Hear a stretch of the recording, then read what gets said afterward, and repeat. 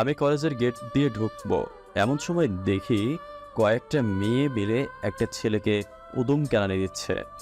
ভাবতেছি একবার গিয়ে দেখব কি হয়েছে। পরে আবার ভাবলাম না, না যাওয়াই ভালো, কেননা নিজেকে আর ভেজালে জড়াতে চাই না। এমনিতে ভেজাল ভেজাল করে জীবনটা বরবাদের দিকে ঠেলে দিয়েছি। আর না, তার চেয়ে বড় কথা, কলেজে আজ আমার প্রথম দিন। এখানে পরিবেশ সম্পর্কে আমার কোনো ধারণা নেই। চুপচাপ মাথা নিচু করে চলে যেতে নিলে হঠাৎ পিছন থেকে একটা মেয়ে ডাক দিল। পিছনে ফিরে বললাম, জি, আমাকে বলছেন? এই ছেলে, ভাব নিচ্ছিস মনে হয়। এখানে তুই ছাড়া আর কে আছিস যে তাকে ডাকতে যাব? আসলে বুঝতে পারিনি। জি বলুন, কি বলবেন? তবে নিজের মোটা মাথাটা দ্বারা বুঝে নিয়েছি মেয়েটা কেন আমাকে ডেকেছে। মেয়েটার হাতে সিগারেট 100% ছিল। মেয়েটা আমাকে র্যাকিং করবে, তার জন্যই ডেকেছে। কলেজে নতুন মনে হয়। জি। কলেজে আসার আগে নিয়মকানুন সম্পর্কে ধারণা নিয়ে আসিসনি যে কলেজে সিনিয়রদের সম্মান দিতে হয়? আসলে সরি, বুঝতে পারিনি। বুঝতে পারিসনি বললে তো আর হবে না। ভুলের জন্য তোকে শাস্তি পেতে হবে। মানে শাস্তি কেন পেতে হবে? আমি তো আগে থেকে অবগত না কলেজ থেকে, না হয়তো সালাম দিতাম। এই ছেলে, আবার মুখে মুখে তর্ক করছিস। একে তো ভুল করছিস, তার উপরে আবার মুখের উপর কথাও বলছিস। তোর ডাবল সাজা প্রাপ্য। মাথা নিচু করে আছি, কারণ কলেজে আজ আমার প্রথম দিন। আর প্রথম দিন এসেই কোনো ঝামেলায় জড়াতে চায় না। এনে ধর একটা কাগজ, আমার হাতে দিয়ে যা। এটাকে খুলবি না, সোজা যে জিন্স পরা একটা মেয়ে দেখছিস তাকে গিয়ে এটা দিয়ে আসবি। কথা না বাড়িয়ে কাগজটা হাতে নিয়ে মেয়েটার কাছে চলে গেলাম। এই যে আপু। মেয়েটা পিছনে ফিরল। কি রে, কি হয়েছে? ডাকলি কেন? একটা আপু আপনাকে এই কাগজটা দিতে বলল। মেয়েটার হাতে কাগজটা দিয়ে চলে আসতে ধরলাম, এমন সময় মেয়েটা ডাক দিল। আয় ছেলে, এদিকে আয়। কাছে যেতেই মেয়েটা আমার গালে কষে কয়েকটা থাপ্পড় দিল। পুরো কলেজ তো আমার দিকে হা করে তাকিয়ে আছেন। এই, তোর সাহস তো কম না, তুই আমাকে লাভ লেটার দিস? তুই জানিস আমি কে? চুপ করে আছি। কি লাভ লেটার? কিছুই তো মাথায় কাজ করছে না। আপু, আমি তো আপনাকে লাভ লেটার দেই নাই। আর কাগজে কি লেখা ছিল সেটাও তো জানি না। ওই যে আপুটা আছে না, উনি আপনাকে এটা দিতে বলল। মেয়েটা আরো কয়েকটা থাপ্পড় লাগিয়ে দিল আমার গালে। আমি মেয়েটার হাতে থাপ্পড় খেয়ে তো হাবলার মতো তাকিয়ে আছে। দাঁড়া, লাভ লেটার দেওয়ার মজা বুঝাচ্ছি তোকে। ফোনটা বের করে ওগাকে যেন ফোন দিল। ইতিমধ্যে কয়েকটা ছেলে এসে হাজির। এই ছেলে আমাকে লাভ লেটার দিছে, এবার তোরা কি করবি কর। ছেলে একটা এসে সোজা আমার কলার ধরে আমার কলারটা টান মারলো। সাথে সাথে আমার শার্টের বোতাম কয়েকটা ছিঁড়ে আমার বোতামগুলো মাটিতে পড়ে গিয়েছে। তোর কত বড় সাহস, তুই তারু ম্যামকে লাভ লেটার দিস, যেখানে আমরা ওনার নাম পর্যন্ত মুখে নেই না? ভাই, বিশ্বাস করেন, আমি জানি না এদের কি লেখা ছিল। একটা আপু ওনাকে এটা দিতে বলল। এত কিছু আমি জানি না। কথা হচ্ছে তুই তারু ম্যামকে লাভ লেটার দিয়েছিস, এখন তোর কি হাল করি তুই দেখ। বলে ছেলেটা আমাকে মারতে শুরু করলো। সাথে আরো কয়েকটা ছেলে দৌড়ে আসলো আর ছেলেটার সাথে আমাকে মারতে আরম্ভ করলো। আমি মাটিতে পড়ে মার খেয়ে যাচ্ছি। এই হইছে, থাম। যা এবার তোরা, বাকিটা আমি দেখে নিচ্ছি। ছেলেগুলা আমাকে মেরে ধরে চলে গেল। আমি মাটিতে পড়ে আছি। কেউ আমার সামনে এসে, শোন, এটা হচ্ছে তোর সাজা। আর তোর কোনো দোষ নাই, এটাও আমি জানি। কিন্তু তোকে মারলাম কেন জানিস? আশা করি জানিস না। তোকে মারার কারণ হচ্ছে এই তারুকে সেটা চিনে নেয়। কলেজের সবাই আমার কথায় উঠে বসে। আমার মুখের উপরে কথা বলার মতো দুঃসাহস কারো হয় নাই এই কলেজে। এই কলেজ কেন, থাক, আর বেশি নাই বলি। কলেজে থাকলে এমনিতেই জেনে যাবি আমি কে। ভবিষ্যতে যেন কখনো বড় গলায় আমার সামনে কথা বলার মতো দুঃসাহস করিস না, সেটার জন্য মেডিসিনটা দিলাম। খালি তুই না, নতুন কেউ আসলে কলেজে তাকে এমন মেডিসিনটাই দিই। যে মেয়েটা আমাকে কাগজটা দিয়েছে সেই মেয়েটা কারোর সামনে আসে আর দুজনে মিলে হাসতে শুরু করে। তারপর ওরা চলে যায়। কোনো মতে মাটি থেকে উঠে চুপচাপ করে ক্লাসরুমের দিকে রওনা দিলাম। লজ্জায় মাথা তুলতে পারছি না। পুরো কলেজের সামনে আমাকে মারল। যেই রকিব একবার একটা ডাক দিলে পুরো শহর ভেঙে লোক চলে আসে। সেই রকিবকে মাটিতে ফেলে মেরে চলে গেল। থাক, নতুন বলে কিছু বললাম না। ক্লাসরুম খুঁজে পাচ্ছি না, তাই একজনের কাছে জিজ্ঞাসা করলাম, ভাই ক্লাসরুমটা কোন দিকে? চলো আমি দেখে দিচ্ছি, আমিও একই ক্লাসে যাব। ছেলেটার সাথে ক্লাসরুমের দিকে যাচ্ছি। ছেলেটা বলে উঠল, আমার নাম আসিফ, তোমার নাম কি? রকিব। আসলে কিছু মনে করিও না, তোমার সাথে যা হয়েছে সবটাই দেখেছি, কিন্তু কিছু বলার মতো ক্ষমা নেই, কারণ যে মেয়েটা তোমাকে মেরেছে সেই মেয়েটা ঈশ্বরে মাফিয়া গ্যাংয়ের লিডার। শুনতে একটু অন্যরকম লাগলে যে মেয়ে হয়ে মাফিয়া লিডার কী করে হয়, কিন্তু এটাই সত্য, খুব জেনারেস মেয়েটা। সাথে কথা বলতেও ভালো ভালো মানুষেরও প্যান্ট ভিজে যায়। মনে মনে বললাম, হ্যাঁ রে, এমন দেখেছি অনেক মাফিয়া টাফিয়া। এমন কয়েক শতাধিক মাফিয়া আমার পায়ের নিচে পড়ে থাকে। দুনিয়াটা কেমন সেটা পরিদর্শন করতে বের হয়েছি, কে পাওয়ারের কেমন অপব্যবহার করে। তারপর দুজনে মিলে ক্লাসে চলে গেলাম। আমি অনার্স তৃতীয় বর্ষের ছাত্র। মানুষের কোলাহল থেকে একটা নিরিবিলি জায়গায় এসেছি, যাতে করে পড়ালেখা যেন ভালোভাবে শেষ করতে পারি। বাবা মারা যাওয়ার আগে শেষ একটা ওয়াদা করিয়ে গিয়েছিল যে পড়ালেখা করিয়ে মানুষের মতো মানুষ হতে পারি যেন। সেই লক্ষ্য নিয়ে নতুন কলেজে এসেছি, পুরান কলেজকে ফেলে রেখে। কারণ আমার ওই কলেজে কোনোভাবেই আমার লক্ষ্য পূরণ হবে না, কারণ পরিবেশটা অন্যরকম। সর্বদা ডাঙ্গা ফাসাদ নিয়েই পড়ে থাকে সকলে। তাই এই শহরে চলে এসেছি, কিন্তু শহরের মানুষগুলোও একরকম, সেটা আর বুঝতে বাকি নাই। ক্লাসরুমে ঢুকে চুপচাপ বসে আছি। স্যার এখনও আসে নাই। সবাই আমার দিকে বাঁকা চোখ করে দেখছেন, কারণ একটু আগে যে ধোলাই খেয়ে এসেছি। আমার পাশে আসিফ বসলো। এই রকিব, মন খারাপ করিও না, সবাই তোমার দিকে যেমন করে তাকান না কেন, আমি তোমাকে বন্ধুর চোখেই দেখব। একটু বর স্যার। ক্লাসে এসে শুনলাম আজ তারু নাকি নতুন কাউকে র্যাগিং করেছে আর তাকে নাজেহালভাবে মেরেছেও। কে সে? সবাই আমার দিকে আঙ্গুল দেখিয়ে দিল। আমি মাথা নিচু করে তাকিয়ে আছি। তোমার নাম কি? আমার নাম রকি। থাক বাবা, যা হয়েছে হয়েছে, বাদ দাও। তারুকে দমানোর মতো ক্ষমতা এই কলেজে কারোর নেই। এই কলেজ কেন, পুরো শহরে কারো নেই। আর তুমি ওর থেকে একটু দূরে দূরে থেকো। এমন সময় কারো ক্লাসে ঢোকে পুরো গ্যাং নিয়ে, সেই সাথে সেই মেয়েটা, কাগজ যে মেয়েটা দিয়েছিল সেই মেয়েটাও আছে। কি স্যার, আমার নামে গুণগান গাওয়া হচ্ছে নাকি? স্যার ভয়ে চুপ করে আছি। গুণগান এই যাতে হয়, বদনাম করলে শরীর থেকে মাথাটা আলাদা করে ফেলবো। তারপরে সবাই ক্লাসে বসলো। মনে মনে ভাবে, কিরে কাগজ দেওয়া মেয়েটা না বলছিল মেয়েটা সিনিয়র, তাহলে আমাদের ক্লাসে কি করে? দূর, মাথায় কাজ করছে না। স্যার ক্লাস থেকে বের হন, আজ ক্লাস করতে হবে না। স্যার তারুর এক কথাই ভয়ে বের হয়ে গেল। আমি আর সাজ্জাদ ভয়ে বসে আছি। কারো আর ওর পুরো গ্যাং মিলে পুরো ক্লাসটাকে মাথায় তুলে ফেলল। এমন সময় প্রিন্সিপাল আসলেন। তারু, আজ নাকি স্যারকে ক্লাস করতে মানা করেছো? হ্যাঁ, মানা করেছি তো। গুরুত্বপূর্ণ ক্লাসগুলো এভাবে অবহেলা করলে পরীক্ষায় পাশ করবে কিভাবে? এই টাকলা, তুই এত কথা বলছিস কোন সাহসে রে? প্রিন্সিপাল স্যার ভয়ে চলে যান। কারোরা আবার হই হুল্লোড় শুরু করে ক্লাসে। ছাত্রদের সম্মান করে না, ভালো কথা, কিন্তু একটা কথা, একটা কলেজের প্রিন্সিপালের সাথে এইরূপ আচরণ কিভাবে করতে পারে? মনে মনে ভাবে, না, আমার সেই আগের রূপে ফিরে যেতে হবে। রক্তের বন্যা না ছড়ালে এইসব মানুষকে কখনোই শিক্ষা দিতে পারবো না, যারা পাওয়ারের অপব্যবহার করে। চুপচাপ করে ক্লাসে বসে আছি। একটু পর কারু আমার কাছে আসেন।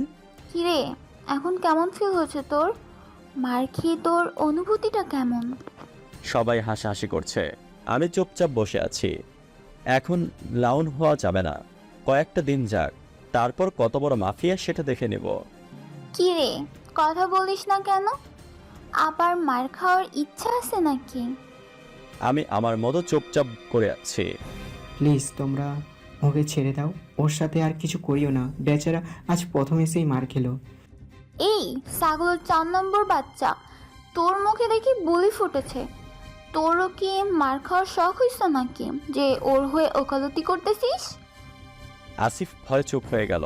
আমাকে যে কাগজ দিয়েছিল সে মেয়েটা বলে, আরে আরও স্যার তো বাদ দে, যা মার খেয়েছে এরপর কখনো তোর সামনে কথা বলারও মতো দুঃসাহস করবে না। এলিনা, তুই ঠিক বলেছিস। যে কাগজ দিয়েছে সেই মেয়েটার নাম এলোনা।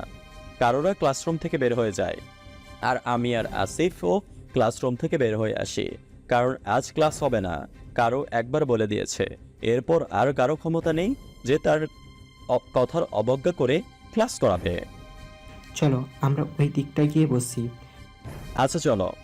আসিফ আর আমি একটা নিরিবিলি জায়গায় বসে আছি। এমন সময় একটা মেয়ে আসে। মেয়েটার নাম নাফিসা।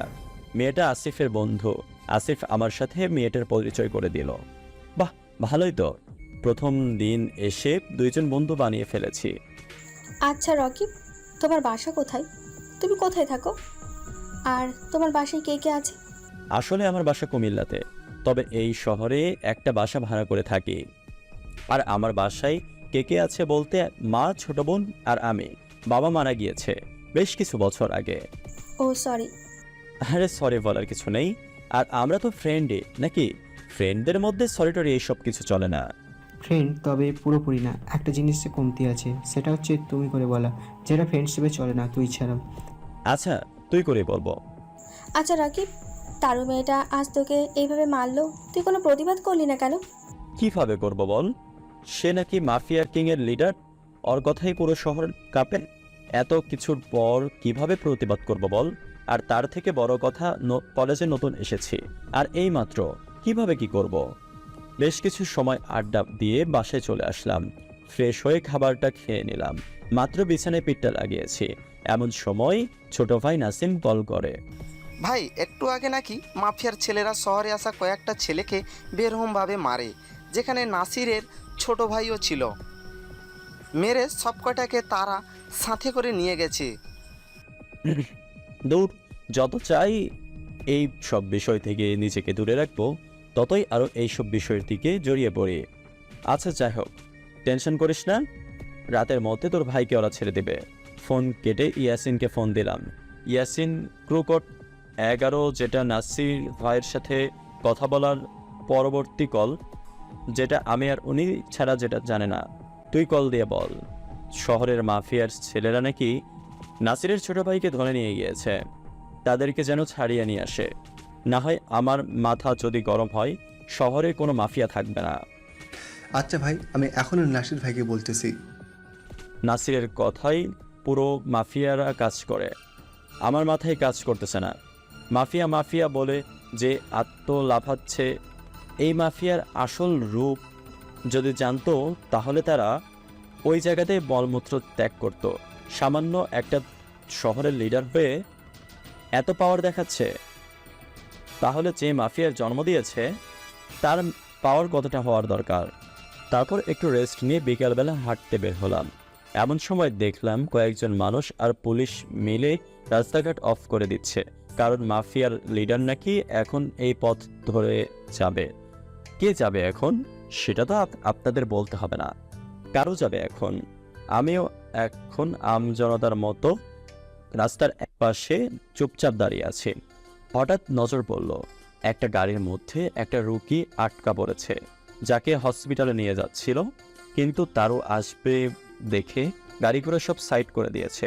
রুগীটার অবস্থা খুব খারাপ, ইমার্জেন্সি হসপিটাল না নিয়ে গেলে হয়তো এখানে সে দম ছেড়ে দেবে। এবার আর চুপ থাকলাম না, দৌড়ে গেলাম গাড়িটার কাছে। গাড়ির কাছে গিয়ে ড্রাইভারকে বললাম গাড়ি স্টার্ট দিতে, কিন্তু সে ভয় না করলো।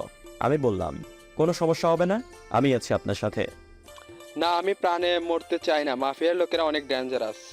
এই, আপনি গাড়ি থেকে নামবেন, আমি গাড়ি চালাচ্ছি। সে রাজি হয় না।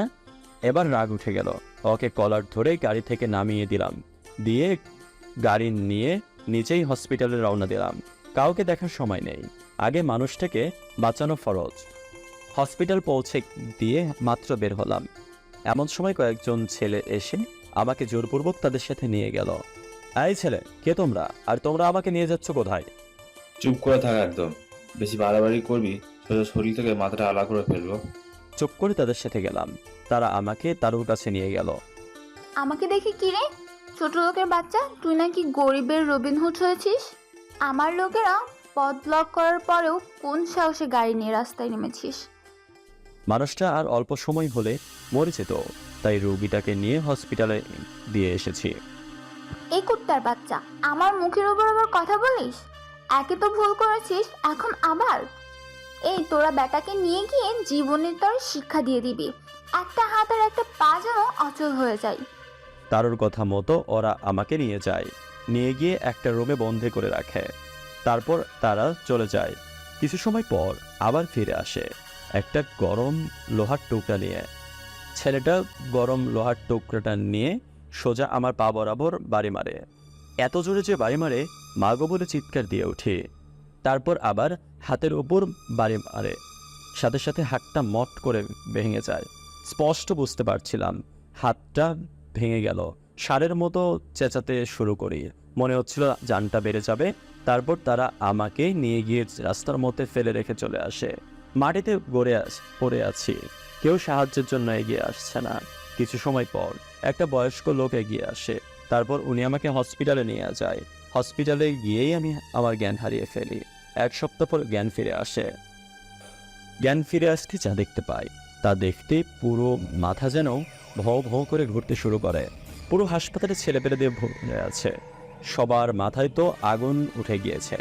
আমার এই অবস্থা দেখে আমার জ্ঞান ফিরেছে শুনতে ফেরে সবাই আমার কাছে এসে হুমড়ি খেয়ে পড়ে সবাই কান্না করছে। রাকিব ভাই, আপনি ঠিক আছেন তো? আরে পাগল, তোরা কান্না করছিস কেন? দেখ, আমি ঠিক আছি, আমার কিছু হয়নি। তাও ছেলেপেলে মাল দিচ্ছে না। ডাক্তার 1 মাস বেড রেস্ট দিল। ছেলেপেলের জন্য হসপিটালের বাইরে কোনো মানুষ আসা যাওয়া করতে পারছে না। এত মানুষ আসছে আমাকে দেখতে, তারপর আমাকে দেখতে সবাই নিয়ে যাচ্ছে। ভালো একটা হোটেল বুক করলো, সেখানে থাকার ব্যবস্থা করলো আমার। আর বাসার কেউ এইসব কিছু জানে না, মা জানলে তো সোজা স্ট্রোক করবে। সবাইকে চলে যেতে বললাম, কিন্তু কেউ কোনো কথা শুনলো না। ওরাদের একটাই কথা, আমাকে যারা মেরেছে ওদের রক্ত দিয়ে গোসল না করে ওরা কেউ যাবে না। তাও অনেক কষ্টে বুঝিয়ে বাজিয়ে পাঠালাম। তবে কয়েকজন আমার সাথে রয়ে গিয়েছে, নাসিম, ইয়াসিন। ওদেরকে হাজার মানা করলেও ওরা যাবে না, তাই ওদের আর জোর করিনি। আচ্ছা নাসিম, তোর ছোট ভাইকে ছেড়েছে? ভাই রাতের আগে ছেড়ে দিছে। আমি কথা বলছি, এমন সময় নাসির ভাই এসে হাজির। নাসির ভাই বলতে শহরের মাফিয়া টিমের আসল লিডার, তিনি এসেছে আমার এইসব কথা শুনে। নাসির ভাই তো পাগল হয়ে গিয়েছে আমার এই অবস্থা দেখে। রাকিব ভাই, আপনার এই অবস্থা কি করলো? একবার খালি মুখ দিয়ে নামটা বের করেন, ওকে মেরে ওর শরীরের সমস্ত অঙ্গ প্রত্যঙ্গ টুকরো টুকরো করে শহরের আলাদা আলাদা স্থানে ফেলে রেখে আসবো। মনে মনে বলছি, নাম বলা যাবে না, কারণ আমি যদি একবার নাম বলি, সেটা যেই হোক না কেন, নাসির ভাই সত্যি ওদেরকে কেটে টুকরা টুকরা করে ফেলবে।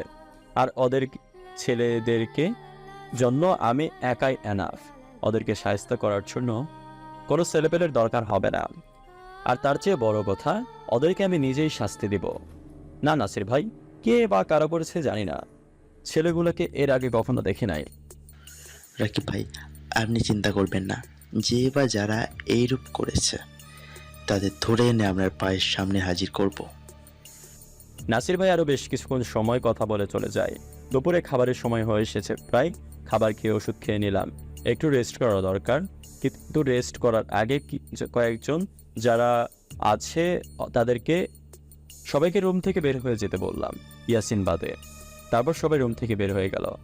শোন ইয়াসিন, আমি যা বলছি তা মন দিয়ে শোন। হ্যাঁ ভাই বলেন।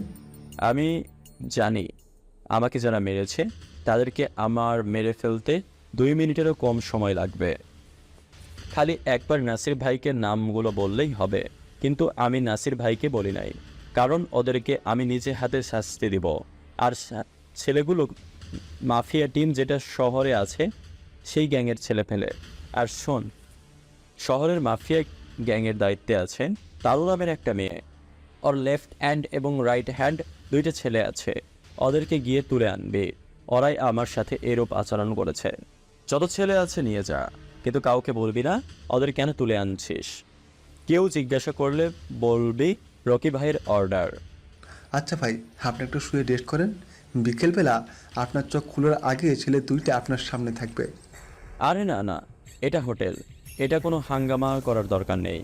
শহরের আড্ডাখানা যেটা আছে সেই পেছনে যেখানে স্টোর রুম আছে সেখানে বেঁধে রেখে ফেলে আসবি।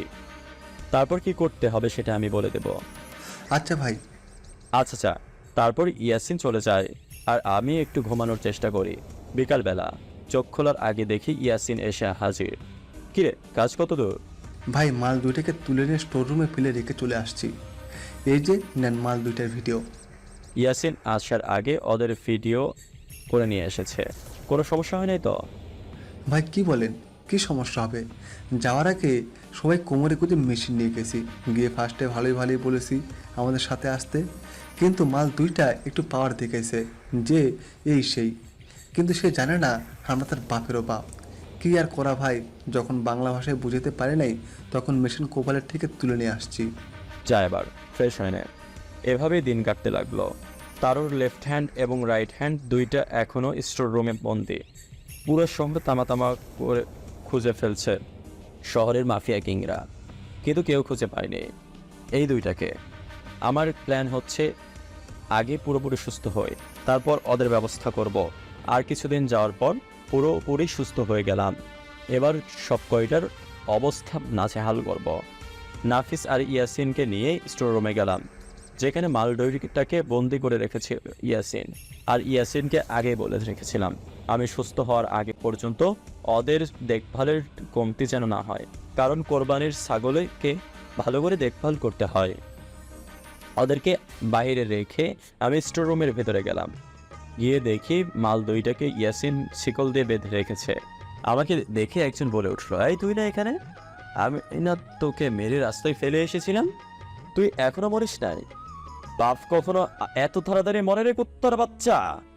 বলে বুকের মধ্যে সচরে একটা লাথি মারলাম।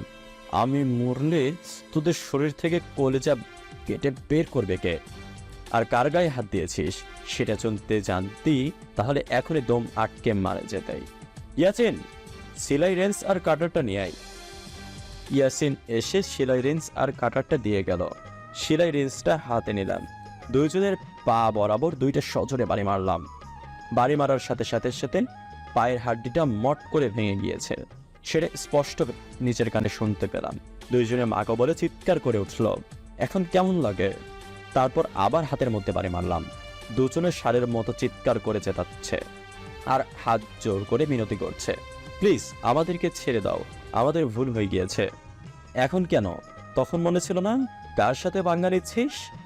একজন বলে উঠল, বিশ্বাস করো, তুমি কে বা কি করো তা আমরা জানি না। লিডার অর্ডার করেছে, তাই তোমার সাথে এইরূপ করেছি। প্লিজ আমাদেরকে ক্ষমা করে দাও। না, তোদের ক্ষমা নেই, এটা হাতে নেই। তার আগে ছেলে দুইটার মুখের মধ্যে কাগজ গুছে দেয় যেন চিৎকার করতে না পারে। তারপর কাটারটা দিয়ে ছেলে দুইটার বুকের মধ্যে লাগাতার কোপ দিতে থাকে। চিরচির করে রক্ত পড়ছে ছেলে দুইটার শরীর থেকে। শোন, আর অল্প কিছুক্ষণ পর তোদের জান চলে যাবে, তার আগে আমার পরিচয়টা তোকে দিয়ে নেই, হয়তো তোদের মরার জন্য আফসোস হবে। ছেলে দুইটার কানের সামনে গিয়ে কানে কানে নিজের আসল পরিচয়টা বলি। ছেলে দুইটার সাথে সাথে চোখ বড় বড় করে ফেলে আর সাথে সাথে দম আটকে মারা যায়।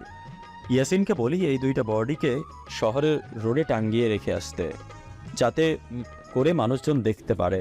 পুরো শহরে তো হাহাকার লেগে গিয়েছে, মাফিয়ার ছেলেদের এই রকমভাবে কে মারলো, কার এত বুকের পাটা? নাসির ভাইয়ের ছেলেরা তো পাগল হয়ে গিয়েছে, তারও তো পুরোপুরি মাথা খারাপ হয়ে গিয়েছে। সে যেন এই দুইজনের হত্যাকারীকে খুঁজে বের করবেই। অন্যদিকে আমি তো দিব্যি ঘুরে বেড়াচ্ছি, আমার মনে হচ্ছে কিছুই যেন হয় নাই। পরের দিন সে কলেজে যায়। আসিফ আর নাফিসা আমাকে কলেজে দেখতে পেয়ে দৌড়ে আসে। কি রে রকিব, এতদিন কোথায় গিয়েছিলি রে? হারে, একটা পারিবারিক কাজে আটকে পড়েছিলাম। এখন সব ঠিক হয়েছে তো রকিব? হ্যাঁ, আচ্ছা রাকিব, কিছু কি শুনেছিস? মাফিয়ার ছেলে দুইটাকে নাকি কে যেন মেরে শহরের সিটি রোডে টাঙিয়ে রেখে দিয়েছে।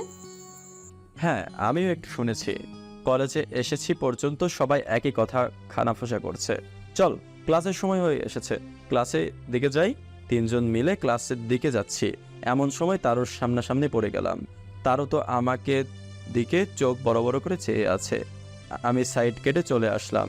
ক্লাস করছি, এমন সময় কয়েকটা ছেলে ক্লাসরুমে এসে আমাকে বলল তারও নাকি আমাকে ডাকছে।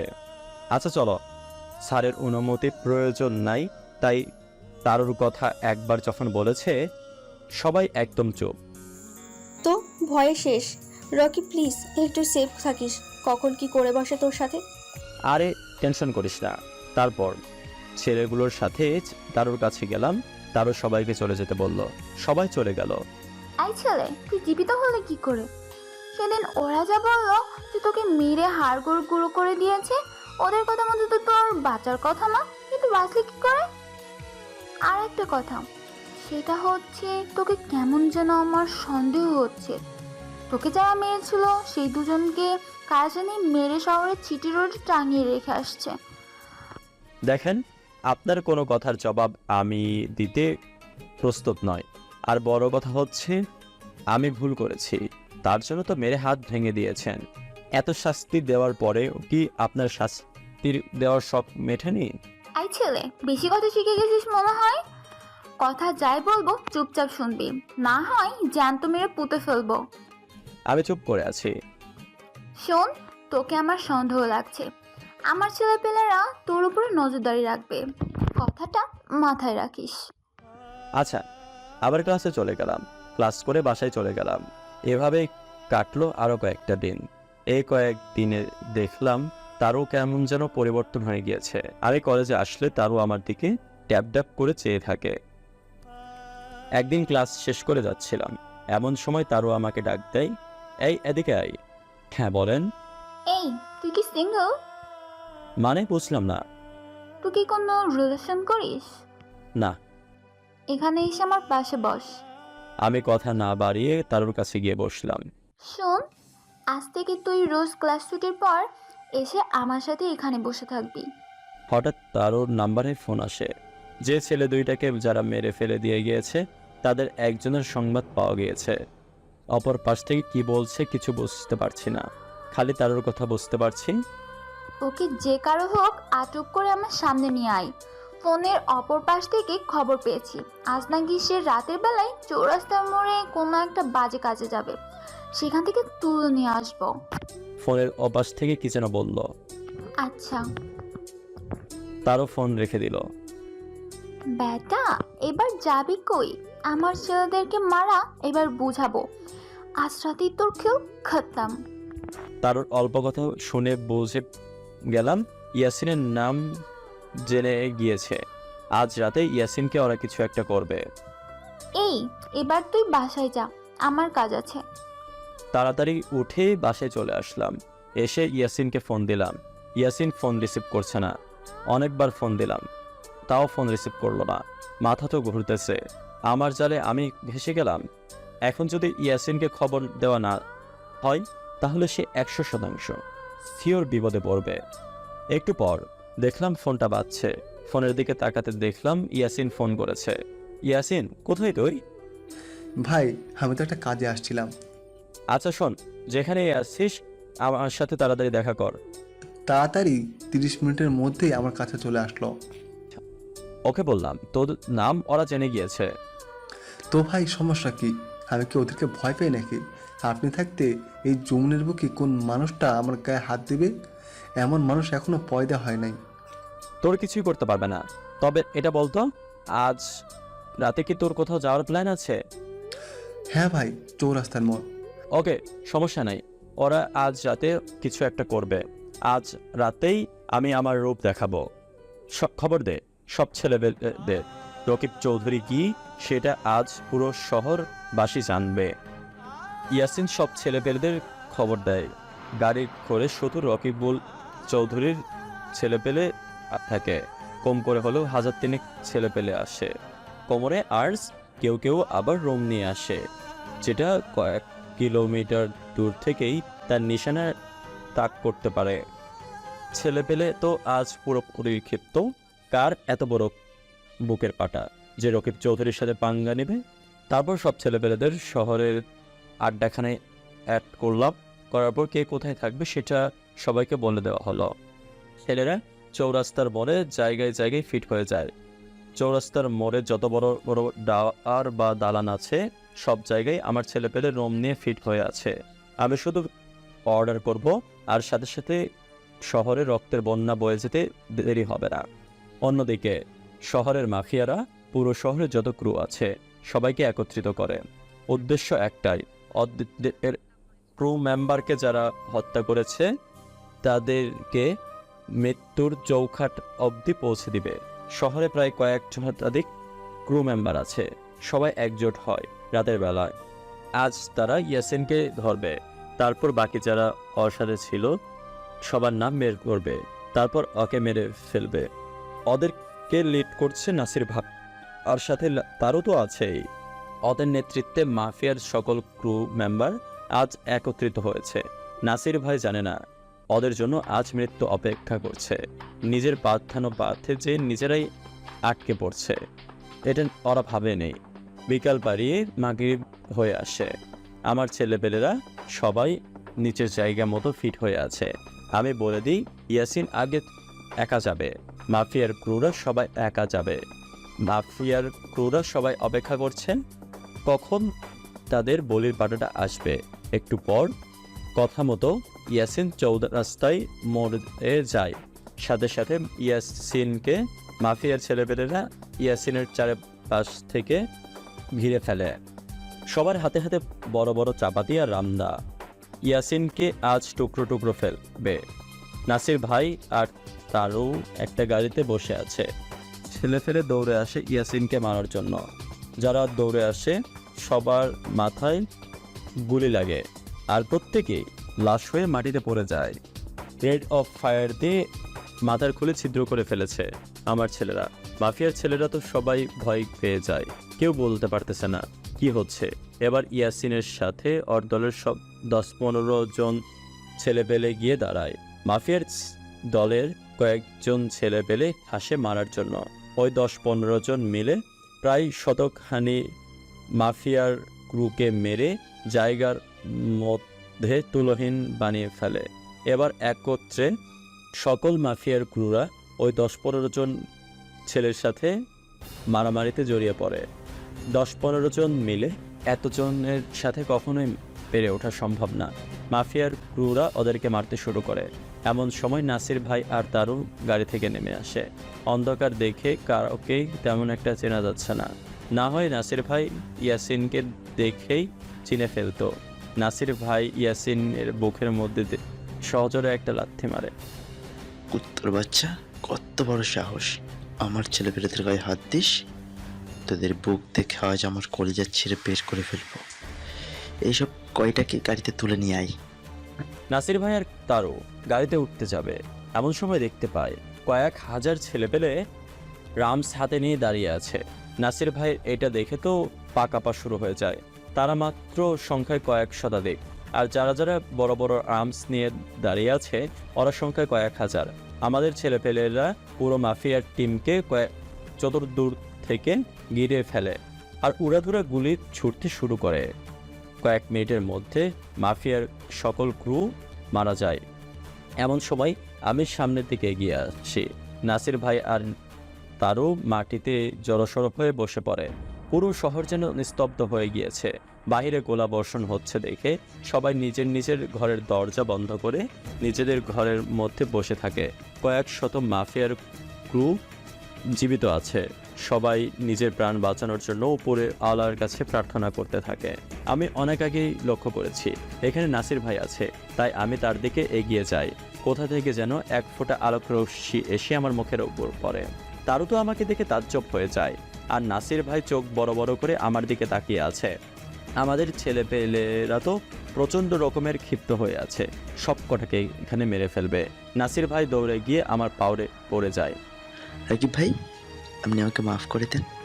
বিশ্বাস করেন আমি জানতাম না ছেলেগুলো আপনার ছেলে ছিল, না হয় কখনোই এখানে আসতাম না। মাফিয়ার পুরুষ সবাই হাঁ করে ওদের লিডারের দিকে তাকিয়ে আছে। কি করছে কি ওদের লিডার, আর কি বা এই লোক? তবু তো রীতিমতো একটার পর একটা অবাক হয়ে যাচ্ছে। আরে নাসির ভাই, কি করছেন? কি পা ছাড়েন, আপনি আমার বয়সে অনেক বড় ভাই। না ভাই, আমি আপনার পা ছাড়বো না। আপনি আগে বলেন আমায় মাফ করে দিচ্ছেন। ভাই প্লিজ পাটা ছাড়েন।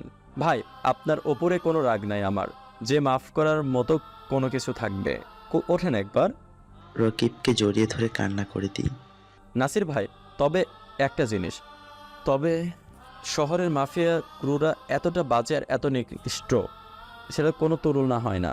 পাহাড়ের অপব্যবহার কাকে বলে সেটা শহরের মাফিয়াদেরকে না দেখলে বুঝতাম না। ভাই মাফিয়া কাকে বলে? মাফিয়াদের নামটা একদমই ডুবিয়ে দিল। আর আমি ওই দিন ইচ্ছে করে আপনাকে ভুলিয়া বলিনি। আমি দেখতে চেয়েছিলাম শহরের মাফিয়াদের কার্যকলাপ কি। ভাই আপনার কাছে আমি হাত জোড় করে ক্ষমা চাচ্ছি, এমন ধরনের ভুল আর কখনো হবে না। তারপর নাসির ভাই তার কাছে চলে যায় আর ওর গালে কষে কয়েকটা থাপ্পড় বসিয়ে দেয়। এই মেয়ে, তুই জানিস এই রাকিব চৌধুরীকে? কার সাথে পাঙ্গা নিয়েছিস তুই? হ্যাঁ, চুপ করে আসি। আজ যদি আমি না থাকতাম, তোরা আজ এখান থেকে কেউ জীবিত ঘরে ফিরে যেতে পারতি না। তোরা যেই মাফিয়ার পাওয়ার নিয়ে চলিস, এই সেই রাকিব চৌধুরী, যে পুরো আন্ডার ওয়ার্ল্ডের মাফিয়ার বস, যার উপরে কোনো মাফিয়ার বস নেই, তাই তার এই তৈরি করা এই মাফিয়া গ্যাং, আর আজ তোরা তার সাথেই পাঙ্গা নিয়েছিস।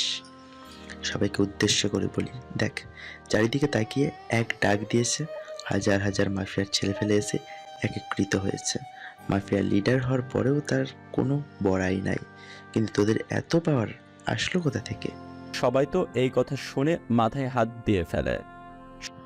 আমার তো মনে হয় এখনই মাটির ছেদ করে জমিনে ঢুকে যাবে এমন কথা শোনার পর। সবার উদ্দেশ্য করে বললাম, আজ থেকে কেউ যদি পাহাড়ের অপব্যবহার করেছ, সোজা তার জীবনটা কেড়ে নেব। আর এবারের মতো সবাইকে ক্ষমা করে দিলাম। আর এই যে লেডি মাফিয়া, আপনাকে চাইলে এখনই মাটি চাপা দিয়ে দিতে পারি, কিন্তু তা করলাম না। তাকে অপরাধ করলে সুযোগ দিতে হয়, আমিও সুযোগ দিলাম। পরবর্তীতে কিছু করলে সোজা মেরে মাটি চাপা দিয়ে সেদিনের পর থেকে সবাই রকিব চৌধুরীকে এক নামে চিনে গিয়েছে। আর যাদেরকে মেরে ফেলেছে সবাইকে আমার ছেলেপেলেরা গুম করে ফেলেছে। পরের দিন আমি আবারও আগের ন্যায় ক্লাস করতে চাই। পুরো কলেজ যেন আমার দিকে হা করে তাকিয়ে আছে। আমি কে সেটা সবাই জেনে গিয়েছে। ক্লাস করে বাসায় যাব, এমন সময় 1 ইয়ার সিনিয়র একটা মেয়ে আমার কাছে আসে। ও এসে আমার সাথে ফ্রেন্ডশিপ করতে, হঠাৎ করে কোথা থেকে যেন তারও আসে, ঠাস করে একটা থাপ্পড় মেরে দেয় মেয়েটাকে। হা করে তাকিয়ে আছে তারুর দিকে। মেয়েটা তারুর ভয়ে থাপ্পড় খেয়ে সোজা হেঁটে চলে যায়। এই ছেলে, সমস্যা কি? হ্যাঁ, কই কিসের সমস্যা? আমার তো কোনো সমস্যা নেই। তোমাকে না বলেছিলাম ক্লাস শেষ করে আমার সাথে এসে বসে থাকতে? আর ওই মেয়ের সাথে কিসের ফ্রেন্ডশিপ? মনে মনে ভাবি, কালকের পর থেকে তারুর কথা বলার ধরন অনেকটা পরিবর্তন হয়ে গিয়েছে। কেন আমি তোমার সাথে বসে থাকতে যাব? আর আমি কার সাথে ফ্রেন্ডশিপ করব সেটা কি তুমি ঠিক করবে? দুজন এখন তুমি তুমি করে কথা বলি। আমি বলেছি তাই আমার সাথে বসবা। হ্যাঁ, আর আমি ঠিক করব কে তোমার সাথে ফ্রেন্ডশিপ করবে। ও আসছে। রাকিবের হাতে জোর করে ধরে কালকের স্থানটাতে টেনে নিয়ে যায়। আমি তো পুরো হা হয়ে আছি মেয়েটার আচার আচরণ দেখে। দেখো, আমি যা বলি খোলামেলা বলি, ঘুরিয়ে পেঁচিয়ে বলার অভ্যাস আমার নাই। দেখো, আমি আমার ভুলের জন্য ক্ষমা চাচ্ছি। তুমি কে সেটা আমি জানতাম না, না জেনেই তোমার সাথে এত কিছু করে ফেলেছি। আমার কাজের জন্য আমি শর্মিন্দা। কিন্তু একটা কথা যেটা অপ্রিয় সত্য, সেটা হচ্ছে এই কয়েকদিনে তোমার জন্য মনের এক কোণে কোনো একটা জায়গা তৈরি হয়েছে। তোমায় হয়তো ভালোবেসে ফেলেছি। দেবে কি আমায় একটা সুযোগ? আরে আরে, কি মাথা খারাপ হয়ে গিয়েছে নাকি তোমার? পাগলের মতো যাদা বলছো? ভালোবাসা কি এত সহজ? শোনো, আর যাই হোক, তোমার মতো মেয়েকে ভালোবাসা চায় না, কারণ তোমার মধ্যে মনুষ্যত্বর কোনো ছিটে ফোটা নেই। দেখে এসেছি এতদিন কলেজে কীরূপ আচরণ করেছো সবার সাথে, আর বিশেষ করে আমার সাথে যা করেছো সেটা তো কোনোদিনই বলবার মতো নয়। দেখো, তুমি তোমার মতো থাকো, আমি আমার মতো থাকবো, প্যারা দিতে আসবা না আমাকে একদম। আমি উঠে চলে গেলাম। এই রাকিব, শুনো প্লিজ। কে শুনে কার কথা? চারু মনে মনে বলে। কি মনে করেছিস তুই নিজেকে? তোকে আমি ভালোবাসতে যাব? হ্যাঁ, হয়তো তুই মাফিয়ার কিং, কিন্তু আমি কে সেটা তুইও জানিস না। তোকে জমির বাড়ি পাঠানোর জন্য আমাকে নিযুক্ত করা হয়েছে। তোকে জমির বাড়ি পাঠিয়েই আমি দম নিব। এতদিন সুযোগই ছিলাম মাফিয়ার আসল কিংকে সেটা জানার জন্য, কিন্তু কোনোভাবেই সন্ধান বের করতে পারছিলাম না। কিন্তু শেষমেশ সে বলির পাঠা নিজেই ধরা দিল। কিন্তু ওকে যে লাইনে আনতে পারলাম না। না, যে করেই হোক ভালোবাসার মাঝে ওকে ফাঁসাতেই হবে। অন্যদিকে তারও তোমাকে প্রথম দেখাতেই আমার মনে ধরে গিয়েছে, কিন্তু তোমার দুষ্কর্মের জন্য মনের মধ্যে তোমাকে নিয়ে একটা ঘৃণা কাজ করছে। না হয় তোমাকে কখনোই ফিরিয়ে দিতাম না, আর আমি না, কখনোই তোমাকে কেউ ফিরিয়ে দিবে না, কারণ তোমার মতো সুন্দরী মেয়েকে ফিরাবে সে নিহাত বোকামি করবে। আমি বাসায় চলে যাই। একটু পর বাড়ির মালিক এসে বাড়ির ভাড়া ফ্রি করে দেয়, কারণ আমাকে চিনত না। এখন শহরে এমন কোনো লোক নাই, অন্তত না চিনলেও সবার দাঁড়ে দাঁড়ে আমার নামটা পৌঁছে গিয়েছে। বাসায় গিয়ে শুয়ে খেয়ে দিয়ে একটু রেস্ট নিলাম। বিকালবেলা ঘুম থেকে উঠে আসিফকে ফোন দিলাম, কিন্তু আসিফ ফোন রিসিভ করে না। তাই নাফিসাকে ফোন দেয় আসিফের কি হয়েছে জানতে। নাফিসা বলল, দেখ রকিব, আমরা তোর আসল পরিচয় জানতাম না। যখন থেকে জানতে পেরেছি তখন থেকে মনের মধ্যে একটা ভয় কাজ করে। তোর সাথে চলাফেরা করলে যদি কখনো কোনো ভুল হয় তাহলে তুই আমাদের খবর করে ছেড়ে দিবি। সেই ভয়ে আসিফ আর আমি আজ কলেজে যাইনি। আরে নাফিসা, তুই কি পাগল হয়ে গিয়েছিস? আর আমাকে কি তোকে তারোর মতো ওইরূপ মনে হয়? শোন, আমি আমার মতো, অন্যের মতো আমাকে মনে করিস না। আমার মতো, আমার যদি পাওয়ার দেখাতে হতো তাহলে অনেক আগেই পাওয়ার দেখাতাম, কিন্তু আমার কাছে এইসবের চেয়ে বন্ধুত্ব অনেক বেশি গুরুত্বপূর্ণ। ক্ষমা করিস রে, আমরা আরও কত কি ভেবে নিয়েছি। তো চল কোথা থেকে ঘুরে আসি, আসিফকে ফোন দে। আচ্ছা ওয়েট, আমি ওরা বলতেছি, ওর অন্য একটা নাম্বার আছে। তারপর প্ল্যান করে তিনজন ঘুরতে বের হয়েছি। একটা পার্কে বসে আছি তিনজন, হঠাৎ দূরে একটা জায়গায় নজর পড়ল। একটা ছেলেকে কয়েকজন মিলে মারতেছে। ছেলেটা বাঁচাও বাঁচাও বলে চিৎকার করছে, কিন্তু কেউ ছেলেটাকে বাঁচাতে যাচ্ছে না। সবাই দাঁড়িয়ে শুধু ছেলেটাকে মারা দেখছে। কি করব বুঝে উঠতে পারছিলাম না। ছেলেটাকে বাঁচাতে যাব নাকি এখানে বসে থাকবো? না, ছেলেটাকে বাঁচাতে প্রয়োজন। আসিফ, তোরা থাক, আমি দেখছি কি হচ্ছে। আচ্ছা, কিন্তু দোষ ভেজাল করিস না। আচ্ছা। তারপর সেখানে গিয়ে জিজ্ঞাসা করলাম, এই তোমরা ছেলেটাকে এইভাবে মারছো কেন? এই তোর এইখানে কি লাগে রে? এখানে এত মানুষ থাকতে কেউ কোনো কথা বলছে না, তুই কেন পেপে করে কথা বলছিস? যা গিয়ে নিজের কাজ কর। না গেলে কি করবি? ছেলে একটা আমার কাছে এসে কোমর থেকে একটা মেশিন বের করে আমার কপালে ধরে। এই বেশি জবান এসে গেছে মনে হয়, সোজা বাংলা কানে যায় না। শোন, এইসব মেশিন নিয়ে ছেলে খেলা বহু পুরনো। রকিব চৌধুরী এই খেলাগুলো ছেড়ে দিয়েছে। আমার নাম শুনতেই ছেলেটা আমার পায়ে পড়ে যায়। বাকি 2-3 জন যারা আছে সবাই তো অবাক। কিরে, ওর তো কি হইল? ছেলেটাকে মারতে গিয়ে ওর পায়ে পড়ে গেল কেন? আর বাকি ছেলেগুলো আমার দিকে এগিয়ে আসে। ছেলেটা বলল, রাকিব ভাই, আমাদেরকে ক্ষমা করে দেন, আমরা ভুল করে ফেলেছি। আমার নাম শুনে সবাই আমার পায়ে পড়ে গেল। ভাই, আমরা এমন ভুল আর কোনোদিন করব না। ক্ষমা আমার কাছে না, ওর কাছে গিয়ে চাও, যাকে তোমরা সবাই মিলে এত সময় ধরে মারলা। আচ্ছা ভাই। ছেলেগুলোকে মিলমিশ করে দিয়ে সবখান থেকে চলে আসলাম। বাহ রকিব, তুই তো খুব ভালো একজন মানুষ। আসলে আমরা তো আসল পরিচয় জানার পর তোকে সেই রূপটা ভেবেছিলাম, তার থেকে পুরাই ভিন্ন তুই। আসলে দুনিয়াতে ভালো মানুষ আছে রে। আসিফ, একটু বেশি হয়ে যাচ্ছে কিন্তু। আচ্ছা আচ্ছা, সরি। তবে আচ্ছা, তোদের তো একটা কথা বলতেই ভুলে গিয়েছি। তারও আজ আমাকে প্রপোজ করেছে। দুজনেই ভূত দেখার মতো আমার চেহারার দিকে তাকিয়ে আছে। কি হয়েছে রে? শোন রকিব, ওই মেয়ের সাথে এইসবে একদম জড়াবি না। ওই মেয়ে আসতে একটা ডাইনি। আরে পাগল নাকি, ওর সাথে আমি এসবে জড়াবো? মেয়েটা কিন্তু সেই রকমের শুনছি। তাহলে তুই গিয়ে ওর গলায় ঝুলে পড় না। সেদিনের মতো আড্ডা দিয়ে বাসায় চলে আসলাম। রাতে খাবার খেয়ে বিছানায় শুয়ে আছি, এমন সময় ইয়াসিনের ফোন রিসিভ করে, হ্যাঁ কিরে? ভাই, দুবাইয়ের মাফিয়া যে আছে আলিবাবা, তার নজর নাকি আমাদের দেশের উপরে। গোপন সূত্রে জানতে পারলাম সে নাকি আর কিছুদিনের মধ্যে আমাদের দেশটা নিজের কবলে করে নেবে। তার আসল উদ্দেশ্য আমাদের দেশকে নিজের কবলে করে নিয়ে সন্ত্রাস আর জঙ্গিবাদ তৈরি করবে।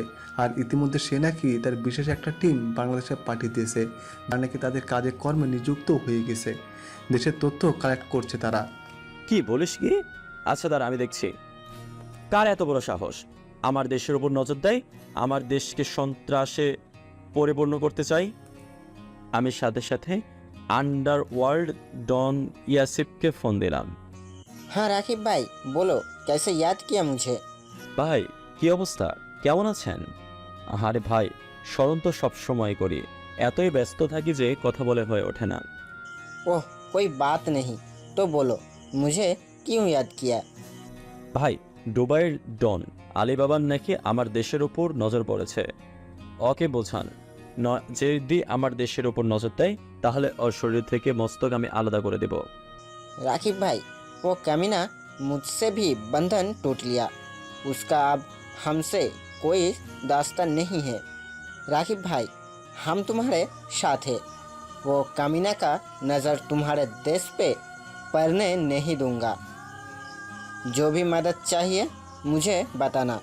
আচ্ছা ভাই, তারপর কথা বলে রেখে দিলাম, কিন্তু তোর পরও যেন মাথায় কাজ করছে না। মাথার মধ্যে একটা কথাই ঘুরছে, ওর যে দলটা দেশে আসছে তারা যেন তথ্য নিয়ে দেশে ফিরতে পারে। আমি একটা প্ল্যান বানাই কিভাবে ওদেরকে ধরবো।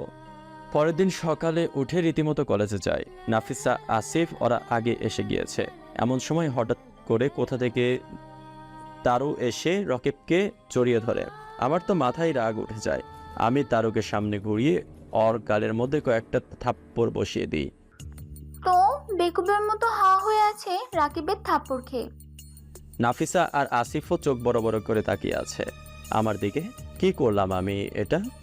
এই মেয়ে, গতকাল মানা করেছি না আমি তোর সাথে রিলেশনে জড়াতে চাই না, তাও তুই কোন সাহসে আমাকে আজ এসে জড়িয়ে ধরলি? আমি তো তোমায় ভালোবাসি, তাই জড়িয়ে ধরেছি আর কি। রাখ তোর ভালোবাসা, তোর মতো মেয়েকে কে ভালোবাসতে যাবে? সামনে থেকে দূর হ আমার। আজ তো খালি থাপ্পড় মেরেছি, পরের বার এমন ধরনের কিছু করলে সোজা গালের দাঁত সব খুলে ফেলে দিব। তাই করো, তোমার যা করতে মন চায় আমার সাথে তাই করো, কিন্তু প্লিজ আমায় ফিরিয়ে দিও না। কাল সারা রাত ঘুমাইতে পারিনি, খালি তোমার কথা মনে পড়েছে। তারও দেখ, এটাই শেষবার, এরপর কিছু করলে সত্যি খারাপ হবে। আয় নাফিসা, তোর চল তো, বলে ওদেরকে নিয়ে ক্লাসে চলে গেলাম। সে তো সেখানেই থ হয়ে দাঁড়িয়ে আছে। কত বড় সাহস! ব্যাটা, তুই আমাকে মারলি, এর প্রতিশোধ আমি নিয়েই ছাড়বো। এমন সময় তারও ফোনে একটা ফোন আসে। তারও ফোনের দিকে তাকিয়ে থরথর করে কাঁপতে থাকে, তাও ভয়ে ভয়ে ফোনটা রিসিভ করে। কাজ কত দূর এগিয়েছে? আর কয়েকটা দিন সময় লাগবে, ব্যাটাকে কোনোভাবেই লাইনে আনতে পারছি না। আমি জানতাম তোমাকে দিয়ে কাজ হবে না, তোমার মতো মেয়ে এইসব কাজের যোগ্য না। এখন যদি বস ফোন দেয় আমি কি জবাব দিব? তোমার উপরে ভরসা করাই আমার বোকামি হয়েছে। বস প্লিজ আর কয়েকটা দিন সময় দিন, আমার উপরে বিশ্বাস রাখেন। আমি যে করেই হোক ওকে নিজের কবলে এনে ওর অস্তিত্ব মুছে দিব। আমাদের কাছে সময় আছে আর 21 দিন, মানে 3 সপ্তাহ। 21 দিন পর আমরা আমাদের কাজ ইন্তজাম দিব। তার আগেই যা করার করো, না হয় তো তুমি জীবনের তরে প্রাণ হারাবে। তারও না, স্যারের আগেই কাজ হয়ে যাবে। ফোন রেখে দেয়। তারওর তো মাথা কাজ করছে না। রাকিব তো বলল নেক্সট টাইম এমন কিছু করলে সে আমাকে খবর করে ছাড়বে। ক্লাসে গিয়ে বসে আছি, একটু পর স্যার আসছে আর লেকচার শুরু করে। আমি লক্ষ্য করি আমার ফোনটা বাজছে, কিন্তু স্যার থাকায় আমি ফোনটা পিক করতে পারছি না। চুপচাপ বসে আছি। স্যার লেকচার দিয়ে চলে গেল। আমি পকেট থেকে ফোনটা বের করে দেখি ইয়াসিন ফোন করেছিল। সে একটা মেসেজও পাঠিয়েছে। মেসেজটা চেক করে দেখি, ভাই ওরা 70 জনের একটা টিম নিয়ে বাংলাদেশে এসেছে, যার মধ্যে 17 জন মেয়ে আর বাকি 53 জন ছেলে। তারা শহরের আলাদা আলাদা স্থানে ছড়িয়ে ছিটিয়ে আছে। তাদের থেকে একজনের সন্ধান পেয়েছি। ইয়াসিনকে ফোন দিই। ইয়াসিন, এখনই এই জায়গায় চলে আয়, একটা ঠিকানা দিয়ে দিচ্ছি SMS-এ। আচ্ছা ভাই। আর ক্লাস না করে কলেজ থেকে বের হয়ে যায়। জায়গা মতো গিয়ে রকিব অপেক্ষা করছে। একটু পর ইয়াসিন আসে। জাসুসটাকে তুলে নিয়েছিস? না ভাই, ওর পিছনে লোক লাগিয়ে রেখেছি। ওর দ্বারা বাকি আরও 2-1 জনকে ধরতে পারবো। হ্যাঁ, গুড। শোন, রাতের মধ্যে তুলে নিবি ওকে। আর এই পুরো ঘটনাটা টিমের কাউকে শেয়ার করবি না যে আলিবাবার দেশে হামলা করবে। আচ্ছা ভাই। ইয়াসিন চলে যায় আর আমি নাসির ভাইকে ফোন দিয়ে সবটা খুলে বলি। সমস্যা নেই, ছেলেপেলে রেডি আছে, লাগলেই খালি বলবেন। ওই আলিবাবার বাচ্চা দেশের মাটিতে পাড় দিতে পারবে না, এমন নাজেহাল করব ওর অবস্থা। তারপর বাসায় চলে যায়। রাতের বেলা ইয়াসিন 70 জন জাসুস থেকে একটাকে তুলে নিয়ে আসে, যেটার ইনফরমেশন ওদের কাছে আছে। ওদেরকে ধরে নিয়ে রুমে বন্ধ করে রেখেছে। ইয়াসিন ভালো ভালো করে বাকি সাথীদের নাম বলার চেষ্টা করছে, কিন্তু সে কোনো মতে চেষ্টা করছে না।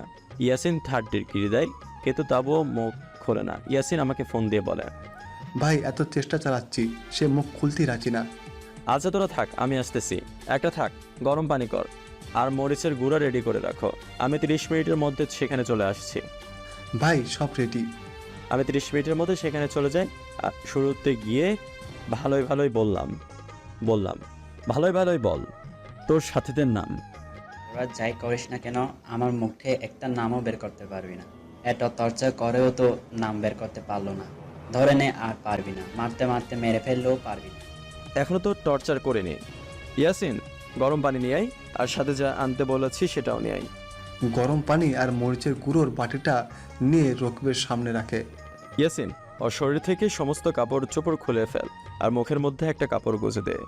ইয়াসিন আর একটা ছেলে মিলে ওর মুখের মধ্যে কাপড় গুঁজে দেয় আর শরীর থেকে সব কাপড় খুলে নেয়। গরম পানির ফুটন্ত বালতিটা নিয়ে ওর শরীরে পুরোটাই ঢেলে দেয়। গরম পানিটা শরীরে দেওয়ার সাথে সাথেই ওর পুরো শরীরটা সাপের মতো মোচড়ামুচড়ি শুরু করতে থাকে। সারা শরীরে ফোসকা পড়ে গিয়েছে। আর ছেলেটা অঝরে চিল্লাচ্ছে, কিন্তু ওর গলা থেকে আওয়াজ বের হচ্ছে না। আমি তারপর মরিচের গুঁড়াগুলো ওর শরীরের মধ্যে ঢেলে দেই। ছেলেটা আর সহ্য করতে না পেরে চোখ দিয়ে পানি ছেড়ে দেয় আর চোখের ভাষায় বলতে থাকে তার মুখ থেকে কাপড়টা সরিয়ে নিতে। সে সবটা স্বীকার করবে। যা, ওর মুখ থেকে কাপড়টা সরিয়ে ফেল। ইয়াসিন ওর মুখ থেকে কাপড়টা সরিয়ে নেয়। ছেলেটা মিনতির সুর বলতে থাকে। ওর হাতের পাশে থাকা পানির বোতলটা এগিয়ে দেয়। সে গট গট করে 2 লিটার পানি একবারে শেষ করে ফেলে। এবার সাথীদের নাম বল, না হয় বুঝে তো গিয়েছিস আমি কি কি করতে পারি। বিশ্বাস করুন, বাকি সাথীদের মধ্যে আমি কাউকে চিনি না, 2-1 জন ছাড়া। তাও যাদের চিনি তাদের সাথে কিছুদিনের পরিচয়। কারণ বস আমাদের এক একজনকে এক এক জায়গা থেকে উঠিয়ে এনেছে। কারোর সাথে কারোর পূর্বের পরিচয় নেই। আমাকে উঠিয়ে এনেছে কলকাতা থেকে। আমি জানি তুই সবারই নাম জানিস। ভালোই ভালোই নাম বল, না হয় আবার শুরু করে দেব। মিথ্যা বলে পার পাবি না। বিশ্বাস করেন, আমি 2-1 জনকে চিনি। ইয়াসিন, গরম পানির মধ্যে সুই ফুটিয়ে নিয়ে আয়। ইয়াসিন একটু পর, এই যে ভাই সুই। আকাশ সুইটা নিয়ে ছেলেটার রগের মধ্যে ফুটিয়েতে থাকে। ছেলেটা ব্যথাতে তাড়নায় চিৎকার করে মিনতি করতে থাকে আর বলছে, বিশ্বাস করুন, আমি আর কারোর নামে জানি না। আপনারা আমাকে মেরে ফেললেও একই কথা বলবো আমি। আমার কেন জানি মনে হচ্ছে ছেলেটা সত্যি বলছে কথা। আচ্ছা, বাকি 2 জনের নাম বল। আমার ফোনে তাদের ছবি আছে। এর আগের মিশনে একসাথে কাজ করেছিলাম, তাই ওদের কিছু পিক মোবাইলে আছে। ইয়াসিন, ওর ফোন কোথায় রে? ভাই ফোন জব্দ করে রেখেছি, ওয়েট 1 মিনিট এনে দিচ্ছি। ইয়াসিন ফোনটা এনে ছেলেটার হাতে দেয়। ছেলেটা ফোনগার দিয়ে যে 2 জনকে চেনে তাদের পিক দেখায়। একজনকে চেনে না, কিন্তু দ্বিতীয় জনকে দেখে তো রকিবের মাথায় বাজ পড়েছে। এটা কি করে সম্ভব? এই, তুই সত্যি করে বলছিস তোদের টিমের মধ্যেও এও একজন? হ্যাঁ সত্যি বলছি। ওকে, ওদের ব্যবস্থা করছি আমি। আর তোদের 70 জনকে লিড দিয়ে এনেছে গিয়ে দেশে? কেউ আনেনি, তবে বলেছে আমাদের একজন লিডার এদেশে বহুকাল আগে থেকে বসবাস করে সে সমস্ত কিছুর দেখভাল করবে। কিন্তু আমরা মিশনে এসেছি ঠিক, কিন্তু সেই লিডারকে এখনো দেখিনি। আমি তো দ্বিতীয়বারের মতো শক খাই। আমাদের দেশে বহুকাল আগে থেকে কেউ থেকে আসছে মানে আমার মাথা রীতিমতো কাজ করা বন্ধ করে দিয়েছে। ইয়াসিন, ওকে এভাবেই এখানে ফেলে রাখো আর ছবি একে তুলে নিয়ে আয়। আর বাকি যে আছে তাকে আমার কাছে ছেড়ে দে। মনে মধ্যে প্ল্যান তৈরি করলাম ওকে কিভাবে ধরবো। তখনই মনে পড়ল সে আমার জন্য ভালোবাসা নামক যে পাতটা এঁকেছে তার মধ্যেই তাকে ফাঁসাবো। এতক্ষণে হয়তো বুঝতে পেরেছেন যে কার কথা বলছি। হ্যাঁ, তারও হচ্ছে 70 জন জাসুসের মধ্যে একজন। দ্বিতীয় যে ছবিটা দেখলাম সেটা তারই এই ছবি। এবার ওর ভালোবাসার জালে ওকে ফাঁসিয়ে তথ্য বের করব। কিন্তু আরেকজন লিডার যে আমাদের দেশে বহুকাল আগে থেকে বসবাস করছে, তার উত্তর হয়তো তারুর কাছ থেকেই পাবো। তারও পারবে একমাত্র তার সঠিক সন্ধান দিতে। পরের দিন যথাসময়ে কলেজে চলে গেলাম, গিয়ে তারুর খোঁজ করছি, কিন্তু তারু নাকি এখনো আসেনি। ওয়েট করছি। একটু পর তারু আসলো। তারুকে দেখে ওর দিকে এগিয়ে গেলাম। তারু, তোমার সাথে আমার কিছু কথা আছে। কি বলবে বলো, আমি জানি তুমি কি বলবে, যে তুমিও আমাকে ভালোবেসে ফেলেছ।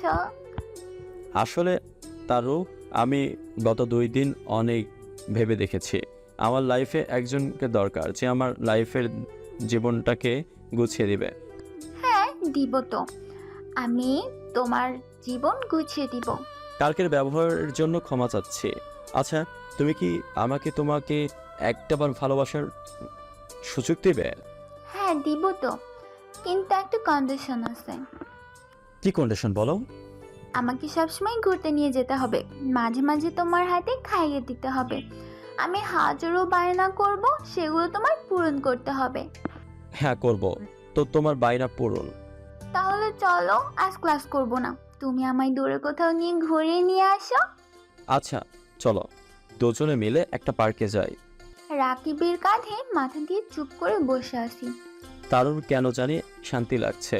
মনে হচ্ছে কেন জানি আমার গাটা পরম শান্তির স্থান। একটু পর ফুচকাওয়ালা মামা তার স্টোভটা ওপেন করে। এই রাকিব, আমি ফুচকা খাবো। আচ্ছা চলো। তারপর আমি ফুচকা অর্ডার করি। এই কি রে, তুমি খাবে না? না, আমার খেতে ইচ্ছা করছে না। আর এই সব আমি কম খাই, আমার ভালো লাগে না। আচ্ছা তাহলে তুমি আমাকে খাইয়ে দাও, তোমার খেতে হবে না। আমি তারুকে খাইয়ে দিচ্ছি। ইচ্ছে করছে ফুচকার সাথে বিষ মিশিয়ে দিয়ে ওকে খাইয়ে মেরে ফেলতে। আমি তো আপন মনে ফুচকা খাচ্ছি আর মনে মনে ভাবছি, আজ যদি আমি মিশনে না আসতাম, সত্যি তোমায় আমি ভালোবাসতাম। তোমার মতো মানুষ হয় না যে কিনা এত পাওয়ার থাকা সত্ত্বেও তার মাঝে সেই পাওয়ার নিয়ে কোনো গরিমা নাই। আজ এত খারাপ লাগছে। যেদিন তোমায় আমি নিজ হাতে মারবো, সেদিন আমার অবস্থা কেমন হবে তার পূর্বাভাস পাচ্ছি। তারু মনে মনে বলে, তারু যদি তুমি সত্যি আমাকে ভালোবাসতে, উপরওয়ালা সাক্ষী আমি কখনো তোমার হাত ছাড়তাম না। মনের কোনো এক জায়গায় ভালোবাসা কাজ করছে, কিন্তু তোমার ক্ষেত্রে তোমার কাছে প্রকাশ করাটা নেহাত বোকামি হবে। আগে পরে তুমি কখনো এক সময় তোমার আসল রূপ নিয়ে আমার কাছে আসবে। সেদিন অনেকটা সময় পার্কে দুইজন মিলে অনেকটা সময় কাটাই। পরে আসার সময় দুইজন দুইজনের নাম্বার আদান প্রদান করে নেয়। আমি এসে ক্লাসে ব্যাগটা টেবিলের উপর রেখে ক্লাস শরীরেটা বিছানায় এগিয়ে দেয়। এমন সময় ইয়াসিন ফোন দেয়। ভাই জাসুস, ওইটাকেও তুলে নিয়ে এসেছি। দুইটাকে একসাথে বন্দি কর। প্রথমে ভালোই ভালোই জিজ্ঞাসা কর, যদি সঠিক উত্তর না দেয় গতকাল আমি যেমনটা করেছি সেরূপ আচরণ তুই করবি। আচ্ছা ভাই। আর শোন, শহরে বা গ্রামে গঞ্জে আমাদের মাফিয়ার যত ক্রু আছে সবাইকে হ্যান্ডেল করে দে, যে কোনো সময়ে ডাক দিলে সাথে সাথে যেন উপস্থিত থাকে। আচ্ছা ভাই, সবার কাছে খবর পৌঁছে দিচ্ছি। ইয়াসিন ভালো ভালোই জাসুস থেকে উত্তর চায়, প্রথমে না করে। পরে গতকাল যেই জাসুসটাকে আটক করেছে তাকে ওর সামনে আনে আর বলে, দেখ একবার যদি ভালোই মুখ না খুলিস তাহলে তোদের হালুয়া টাইট করে দেব। সে ভয়ে সব কিছু স্বীকার করে। তার কাছে যত সন্ধান ছিল সব কিছু ইয়াসিনকে খুলে বলে। না খেয়েই ঘুমিয়ে পড়ে। বিকেলবেলা ঘুম ভাঙে ফোনের আওয়াজে। কারু ফোন করেছে। আমার বাবুটা কি করে? এই তো ঘুমোচ্ছি। খাবার খাইছ? না, আসলে বাসায় এসে শরীরটা ক্লান্ত লাগছিল, তাই শরীরটা এলিয়ে দিয়েছি বিছানায়। কখন যে ঘুমিয়ে গিয়েছি তা বলতে পারবো না। এই কি বলে তুমি? এখনো খাও নাই? এখনো খাও নাই মানে কি?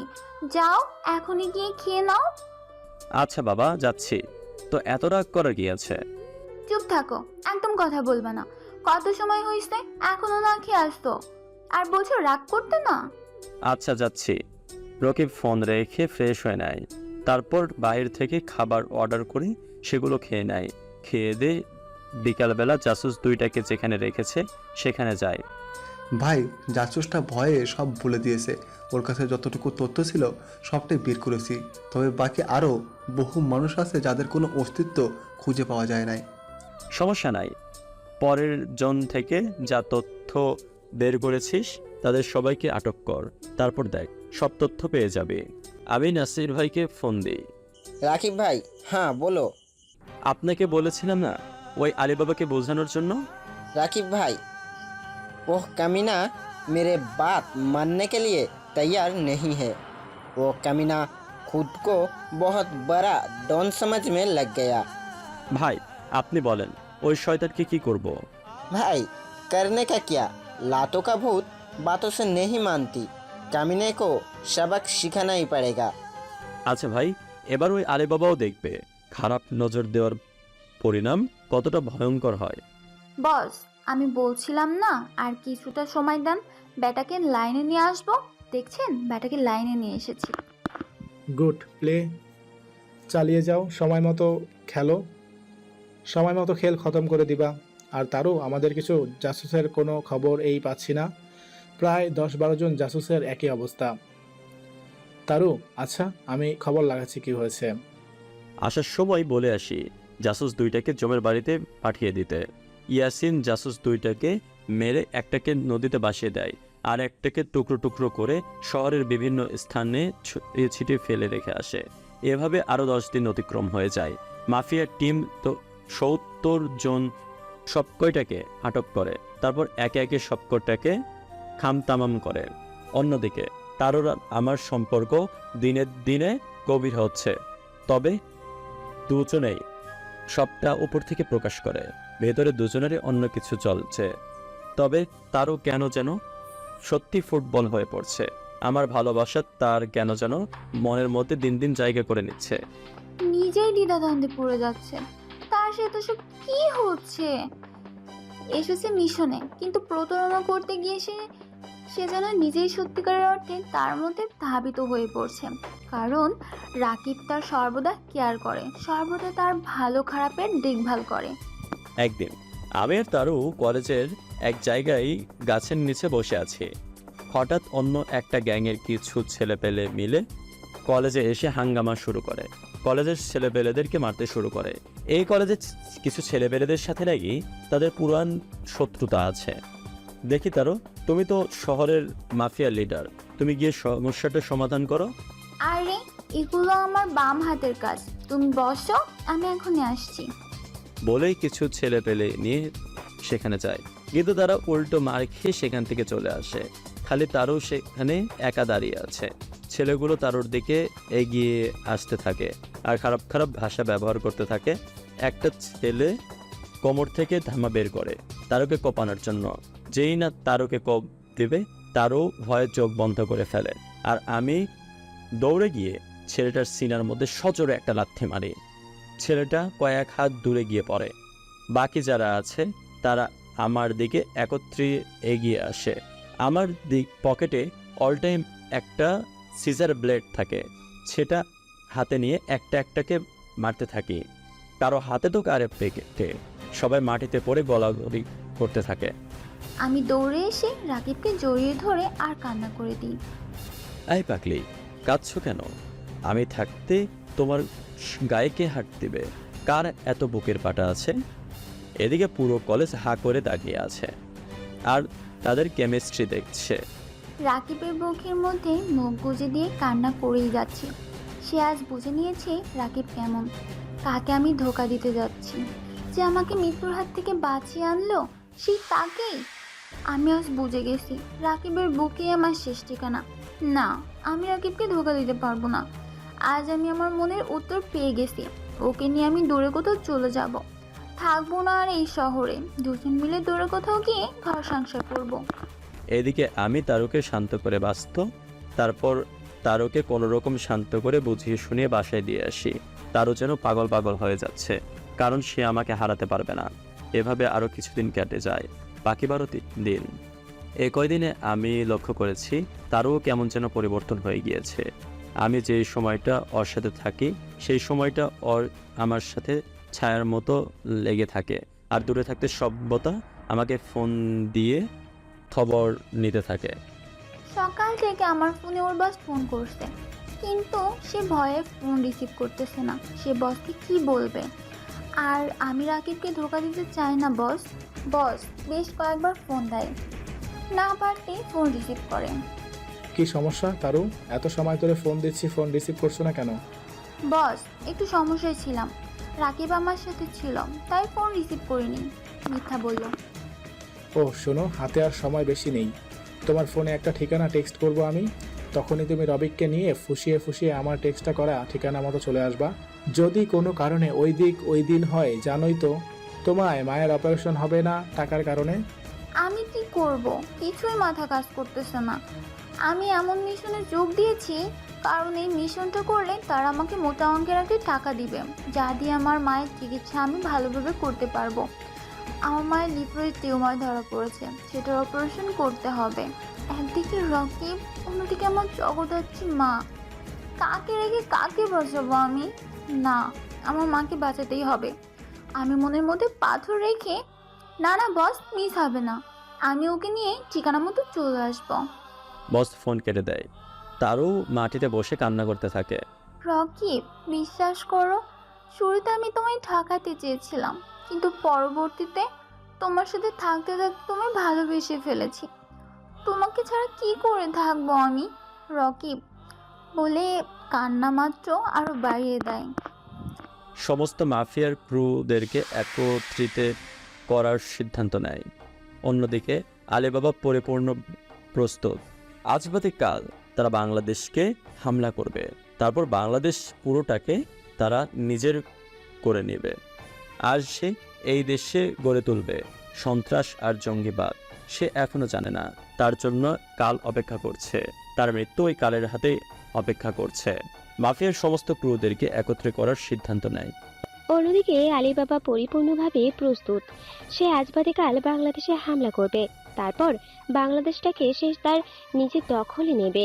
আর সে এই দেশে গড়ে তুলবে সন্ত্রাস আর জঙ্গিবাদ। কিন্তু সে এখনো জানে না, তার জন্য কাল অপেক্ষা করছে, আর তার মৃত্যু ওই কালের হাতেই লেখা আছে। আলিবাবা আরো কয়েকটা টিম বাংলাদেশে পাঠায়, যে শহরের বিশেষ বিশেষ জায়গায় মাইনফিল্ড করে রাখতে। সে আগামীকালকে বাংলাদেশে আসবে। মাফিয়ার সমস্ত ক্রুদেরকে একত্রিত করে সবাইকে কিছু কথা বলে যে আমাদের দেশ আজ বাদে কাল অন্যরা ছিনিয়ে নেওয়ার চেষ্টা করবে। তোমরা কি তাদের বিরুদ্ধে রুখে দাঁড়াবে না, পিছু হেঁটে যাবে? সকলেই একত্রে বলে ওঠে, আকাশ ভাই, আমরা কখনোই পিছু হাঁটবো না। যত যাই কিছু হোক না কেন, বাইরের যে কোনো খারাপ শক্তি আমাদের দেশকে ছিনিয়ে নিতে পারবে না। তাহলে তোমরা কালকের জন্য রেডি থাকো। সকলেই ওই আলিবাবা ও তার টিমের সকল সদস্যদের মেরে এই বাংলার মাটিতে পুঁতে রাখবো। মাহমুদ তারপর বাসায় চলে যায়। বাসায় গিয়ে মাইকে ফোন দিচ্ছে, কিন্তু সে রিসিভ করছে না। আকাশ অনেকগুলো ফোন দেয়, তাও কোনো খবর নেই। মাহি একটু পর নিজেই ফোন দেয়। কলিজা সরি, আসলে ওয়াশরুমে ছিলাম, দেখতে পাই নাই। আচ্ছা যাও। আচ্ছা ফ্রেশ হয়েছো, এবার কিছু খেয়ে নাও। আচ্ছা, আর কিন্তু বিকেলে দেখা করব। আচ্ছা। তারপর আকাশ খেয়ে দিয়ে একটু বিশ্রাম নেয়।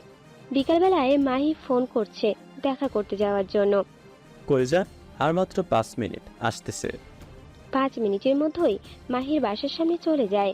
তারপর দুজন মিলে ঘুরতে বের হয়। দুজনে নদীর পাড়ে একটা জায়গায় বসে আছে, উপরে আবার পার্ক। দুজনেই বসে বসে কথা বলছে। হঠাৎ একটা পিচ্চি বাচ্চা এসে মাহির কাঁধে হাত দেয়। বাচ্চাটার হাতের মধ্যে একটা বল। আন্টি, আমার সাথে খেলা করবা? আমু না, কোথায় যেন চলে গেছে। বাচ্চাটাকে দেখে মায়া লেগে যায়। হ্যাঁ বাবু, করবো তো, কিন্তু তোমার আম্মু কোথায় চলে গেছে? জানি না তো, কোথায় গেছে। মাহমুদ, তুমি বসো, আমি বাচ্চাটার সাথে একটু বল নিয়ে খেলা করি। আমার বাচ্চাদের সাথে খেলা করতে খুব ভালো লাগে। আচ্ছা যাও। মাহি আর বাচ্চাটা খেলা করছে। মাহমুদ দূর থেকে ওদের দিকে হাঁ করে তাকিয়ে আছে। মাহিকে একদম বাচ্চা বাচ্চা লাগছে। কি কিউট লাগছে মাহিকে দেখতে। ইস, মাহি যদি সত্যি আমায় ভালোবাসতো তাহলে কখনোই ওর হাত ছাড়তাম না, কিন্তু আফসোস আমার কপাল খারাপ। মাহমুদ হঠাৎ লক্ষ্য করে মাহির ব্যাগে থাকা ফোনটা বাজছে। মাহমুদ প্রথমে চিন্তা করে মাহিকে ডাক দেবে, কিন্তু পরে আবার ভাবলাম, না, মেয়েটা খেলতেছে খেলুক, ফোনটা লাগাতার বেজেই যাচ্ছে। ভাবলাম ফোনটা আমি রিসিভ করব, কিন্তু ফোনটা হাতে নিতে নিতে কেটে গেল। ফোনের স্ক্রিনে নাম্বারটা চেক করলাম, কে ফোন দিয়েছে দেখলাম বস ফোন দিয়েছে, সেভ করা নাম্বারটা।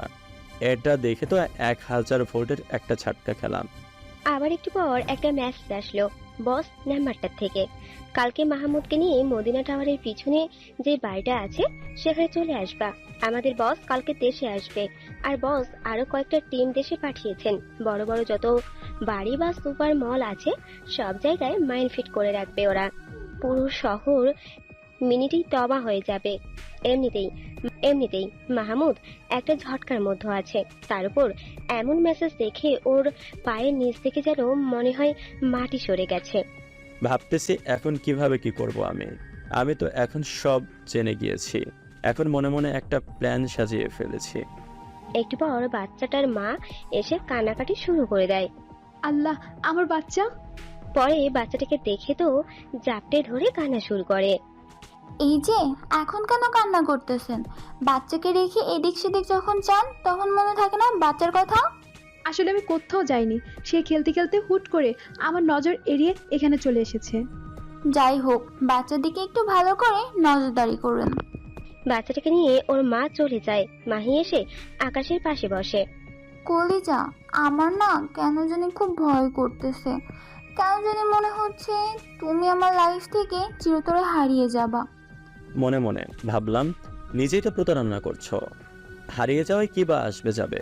কেন তোমার এমন কেন মনে হচ্ছে আমি হারিয়ে যাব? জানি না, কেন জানি খুব ভয় করতেছে। আচ্ছা কলিজা, তোমার একটা হাত দাও তো। আমি মাহির দিকে হাত বাড়িয়ে দিই। মাহি আমার হাত দিয়ে ওর বুকের উপরে রাখে। কিছু অনুভব করছো? হ্যাঁ, খুব কাঁপছে। মাহমুদ, এটা বিশ্বাস করিও, এই মাহি তোমায় সত্যি ভালোবাসে, নিজের জীবনের থেকেও বেশি ভালোবাসে। বলতে বলতে কান্না করে দেয়। মায়ের কথা শুনে কেন জানি মনে হচ্ছে এই কথাগুলো মিথ্যা না। এই কথাগুলোর মধ্যে অদ্ভুত একটা পাওয়ার আছে যা আমাকে বারবার ভাবতে বাধ্য করছে। মাহমুদ যখন মাহির বুকে হাত দেয় তখনই সে বুঝতে পারে মাহি কোনো না কোনোভাবে ওকে সত্যি ভালোবাসে। কিন্তু আবার এটাও মাথায় কাজ করছে না সে যে প্রতারণা করে আসছে। ধুর, যা হবে কাল দেখা যাবে। সে মাহিকে শক্ত করে বুকের সাথে জড়িয়ে ধরে। বেশ কিছু সময় নিয়ে মাহি মাহমুদের বুকের মাথা রেখে কান্না শুরু করে।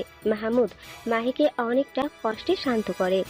তারপর দুজনেই সেখান থেকে উঠে রিক্সা নেয় বাসার উদ্দেশ্যে। মাহমুদ আগে মাহিকে বাসায় পৌঁছে দেবে, পরে সে বাসায় ফিরবে। মাহির বাসার সামনে আসার পর মাহি নেমে যায় রিক্সা থেকে আর মাহমুদকে বলে, কলিজা, কাল আমার সাথে এক জায়গায় যেতে হবে, তুমি রেডি হয়ে থেকো। মাহমুদ আর পাল্টা প্রশ্ন করে না যে কোথায় যাবে। সে তো জেনেই গেছে মাহি থেকে কোথায় নিয়ে যাবে। আচ্ছা, সমস্যা নাই, যাব। আমি বাসায় না গিয়ে সোজা রিক্সায় নিয়ে ওদের টিমের আসল পাওয়ার পয়েন্ট যেটা সেখানে চলে যাই। সেখানে ইয়াসিন আরও অনেক ক্রু মেম্বাররা আছে। সে ইয়াসিন আর যারা এখন মজুদ আছে সবাইকে নিজের প্ল্যানটা বলে। ইয়াসিন তো কোনো মতেই রাজি না যে আকাশ একা যাবে, তার কথা হচ্ছে সেও যাবে তার সাথে।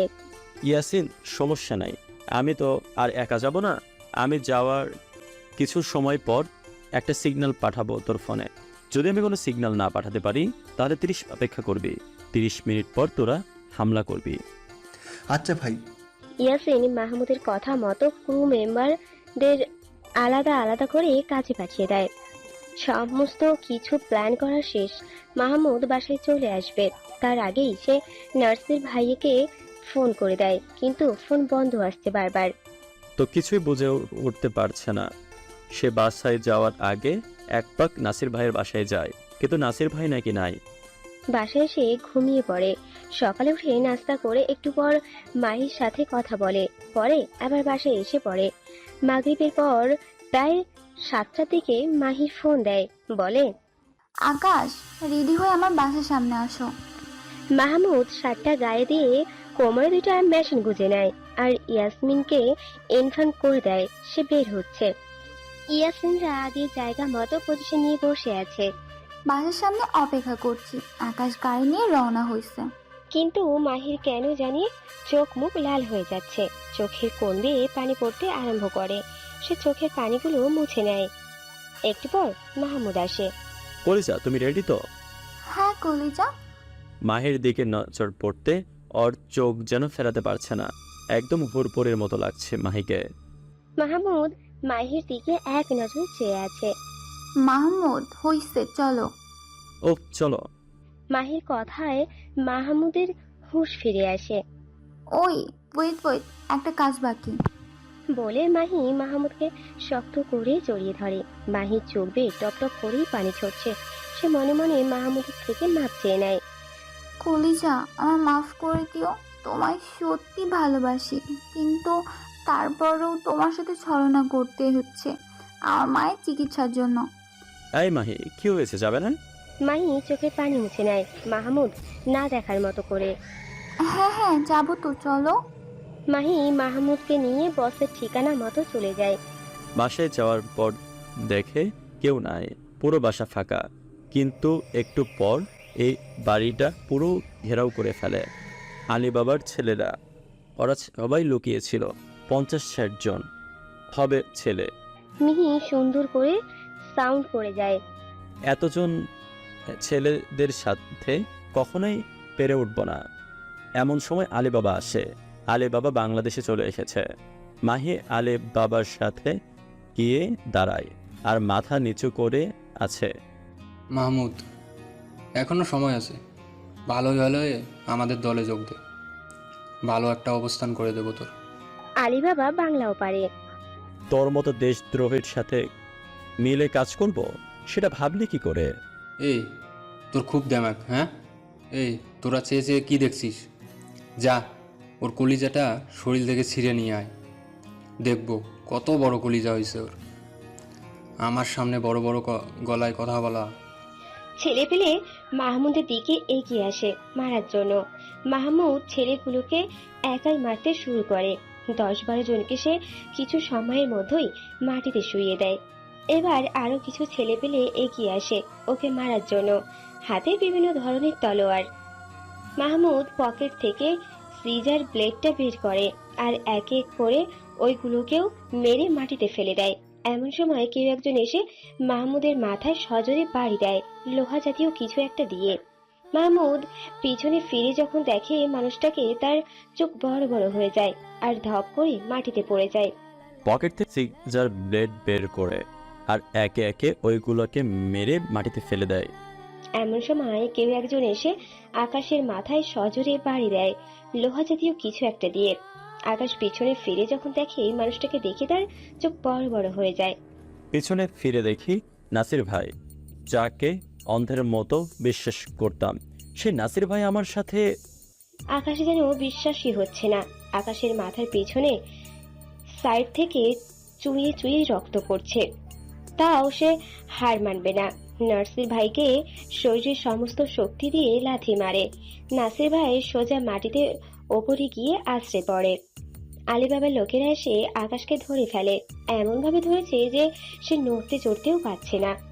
আলিবাবা এসে আকাশের থুতনির মধ্যে হাত দিয়ে দেয়। এই কুত্তার বাচ্চা, তোর অনেক বড় পাওয়ার, হ্যাঁ? নিজেকে এই শহরের ডন মনে করিস? ভালোই ভালোই বলছিলাম আমাদের দলে যোগ দে, কিন্তু তুই তা করিসনি। এবার মরার জন্য রেডি হ। আলিবাবা একজনের হাত থেকে পিস্তল নিয়ে আকাশের দিকে তাক করে। এমন সময় নাসির ভাই মাটির থেকে উঠে আসে। এই আলী বাবা না, ওকে তুমি নয় আমি মারবো। অনেক বছর হয়ে কাজ করছি, কিন্তু সে জানে না আমি তার বাপ। আর ওর কত বড় সাহস, সে আমায় লাথি মারে। বলে আলিবাবার হাত থেকে পিস্তলটা নিয়ে নেয়। তারপর আকাশের দিকে পিস্তলটা তাক করে যেই না ওকে শুট করে, মাহি দৌড়ে গিয়ে আকাশের সামনে এসে পড়ে আর বুলেটটা মাহির শরীর ছিদ্র করে অপর প্রান্ত দিয়ে বের হয়ে যায়। মাহি মাটিতে পড়ে আছে। অন্যদিকে ইয়াসিনের পুরো মাফিয়ার সমস্ত ক্রুরা ওয়েট করছে কখন আকাশ সিগন্যাল দিবে, কিন্তু 30 মিনিট আপ হয়ে গেছে, এখনো সিগন্যাল আসেনি। তাই তারা সিদ্ধান্ত নেয় এখনই হামলা করবে। ইয়াসিন সবাইকে নিয়ে মদিনা টাওয়ারের পেছনে যায়। পেছনে যাবার আগেই সাথে সাথে আলিবাবার লোকেরা খবর পেয়ে যায়, আর ওরা অস্ত্র শস্ত্র নিয়ে মাফিয়া ক্রুর ওপর হামলা করে। কিন্তু মাফিয়ারা এত হাজার ক্রু সামনে আলিবাবার এই অল্প সংখ্যক লোক মশা মাছির থেকেও ছোট্ট একটা প্রাণী। মাফিয়ার ক্রুরা আলিবাবার টিমের সব কয়টাকে আটক করে, সাথে আলিবাবা ও নাসির ভাইকেও। আকাশের মাথা যেন ভো ভো করে ঘুরছে, সে যে শক্তি পাচ্ছে না কিছু করার মতো। ইয়াসিন দৌড়ে গিয়ে আকাশকে ধরে। ভাই আপনার কি হয়েছে? আমার কিছু হয় নাই, মাহিকে দেখ। ভাই ওনার তো শরীর থেকে প্রচুর পরিমাণ রক্ত বের হচ্ছে। তাড়াতাড়ি হসপিটালে নিয়ে যা, আর আমি এদিকটা দেখছি।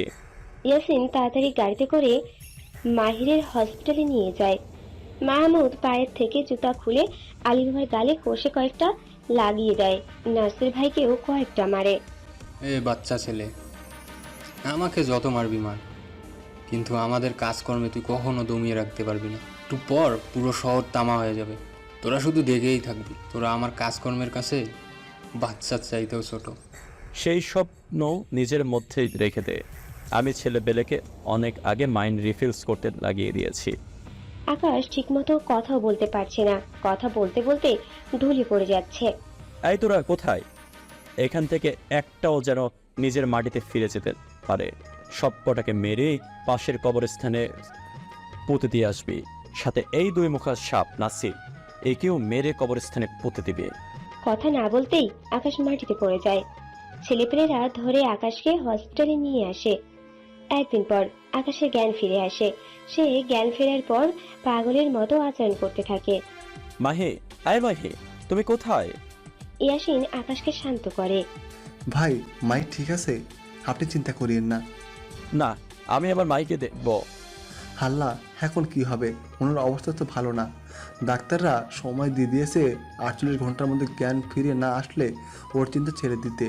অলরেডি একদিন পার হয়ে গেছে, এখনো জ্ঞান ফিরে কোনো নাম নিশানা নাই। এই ইয়াসিন, তুই আমাকে মাহির কাছে নিয়ে চল। ইয়াসিন চুপ করে আছে মাটির দিকে তাকিয়ে। ইয়াসিন, কি বলেছি শুনিসনি? আমাকে মাহির কাছে নিয়ে চল এখনই। ইয়াসিন না পারতে আকাশ মাহির কাছে নিয়ে যায়। মাহির কেবিনে ঢুকে দেখি মাহি একটা বেডে শুয়ে আছে, মুখে মাস্ক লাগানো। মাহির এই অবস্থা দেখে নিজেকে ঠিক রাখতে পারে না, মাহিকে জড়িয়ে ধরে, কান্না করে দেয়। মাহি, তুমি এমনটা কেন করলে? আমি ওই দিনে বুঝে গিয়েছিলাম, যেদিন তোমার বুকে হাত দিয়েছিলাম, যে তুমি সত্যি আমাকে ভালোবাসো। আর গতকাল কনফার্ম হয়ে গিয়েছি, যখন তুমি আমাকে সেভ করার জন্য নিজের জানটা দিয়ে দিতে চাইলে। এমন সময় একটা নার্স আসে। এই কি করছেন কি আপনি? এমন কান্নাকাটি করলে রোগের ক্ষতি হবে। এমন কান্নাকাটি না করে ধৈর্য ধারণ করুন, দেখবেন সব ঠিক হয়ে যাবে। কান্না থামিয়ে দেয় আর চুপচাপ মাহির সামনে বসে থাকে। ভাই খাওয়ার সময় হয়ে এসেছে, কিছু খেয়ে নেন। না, আমি কিচ্ছু খাবো না। মাহির জ্ঞান না ফেরা পর্যন্ত ওর সাথেই আমি বসে থাকবো। ভাই কিছু না খেলে যে আপনিও অসুস্থ হয়ে যাবেন। সমস্যা নাই, অসুস্থ হলে হব, তাও আমি কিছু খাবো না। আকাশের জেদের কাছে সবাই হার মেনে যায়। দুপুর পেরিয়ে বিকেল হয়ে যায়। তবুও মাহির জ্ঞান ফিরে আসে না। আকাশ তো একদম ভেঙে পড়েছে। হঠাৎ মাহিরের জ্ঞান ফিরে আসে। ইয়াসিন দৌড়ে গিয়ে ডাক্তারকে ডেকে নিয়ে আসে। ডক্টর এসে সমস্ত কিছু চেক আপ করে। না, সব ঠিক আছে, এখন আর কোনো বিপদের আশঙ্কা নেই। জ্ঞান ফিরে দেখতে পায় আকাশ আমার পাশে বসে আছে। মাহি বেডে শুয়ে কান্না করে দেয়। সে কোন মুখ নিয়ে আকাশের সাথে কথা বলবে? সে কোন মুখ নিয়ে আকাশের সামনে যাবে? এই কলেজা, কান্না করছো কেন? হ্যাঁ, আমি জানি আমার কলেজা আমাকে অনেক ভালোবাসে, আর আমি আমার কলেজাটাকে সত্যি অনেক ভালোবাসি। বিশ্বাস করো, আমার মায়ের জন্য শুধু এমনটা করেছি। আমার কাছে অত টাকা নাই যে আমার মায়ের চিকিৎসা করব, তাই বাধ্য হয়ে এই পথ বেছে নিয়েছি। হ্যাঁ বাবু, চুপ করো, যা হয়েছে হয়েছে, তোমার মায়ের চিকিৎসা আমি করাবো। মাহিকে কিছুদিন হসপিটালে রেখে আকাশ তারপর মাহিকে নিয়ে ওর বাড়িতে চলে যায়। বাড়ি বলতে আকাশের মায়ের কাছে, ওদের আসল ভিটেমাটি যেটা সেখানে। আকাশের মা তো মহা খুশি। একদিকে ছেলে এসেছে, অন্যদিকে ছেলে তার পছন্দের মানুষকে নিয়ে এসেছে। আকাশের মাও চাইছিল আকাশ বিয়ে করিয়ে দিতে। যাক, এবার আমার ছেলের বিয়ে দিব আমি। আমার বেশ পছন্দ হয়েছে মাহিকে। বিয়ের সময় ঠিক হয়, তার আগে আকাশ মাহির আম্মুকে দেশে নিয়ে এসে ট্রিটমেন্ট করায়। মাহির আম্মু সুস্থ হয়ে যায়। ধুমধাম করে আকাশ আর মাহির বিয়ে হয়। দুজনেই তো মহা খুশি।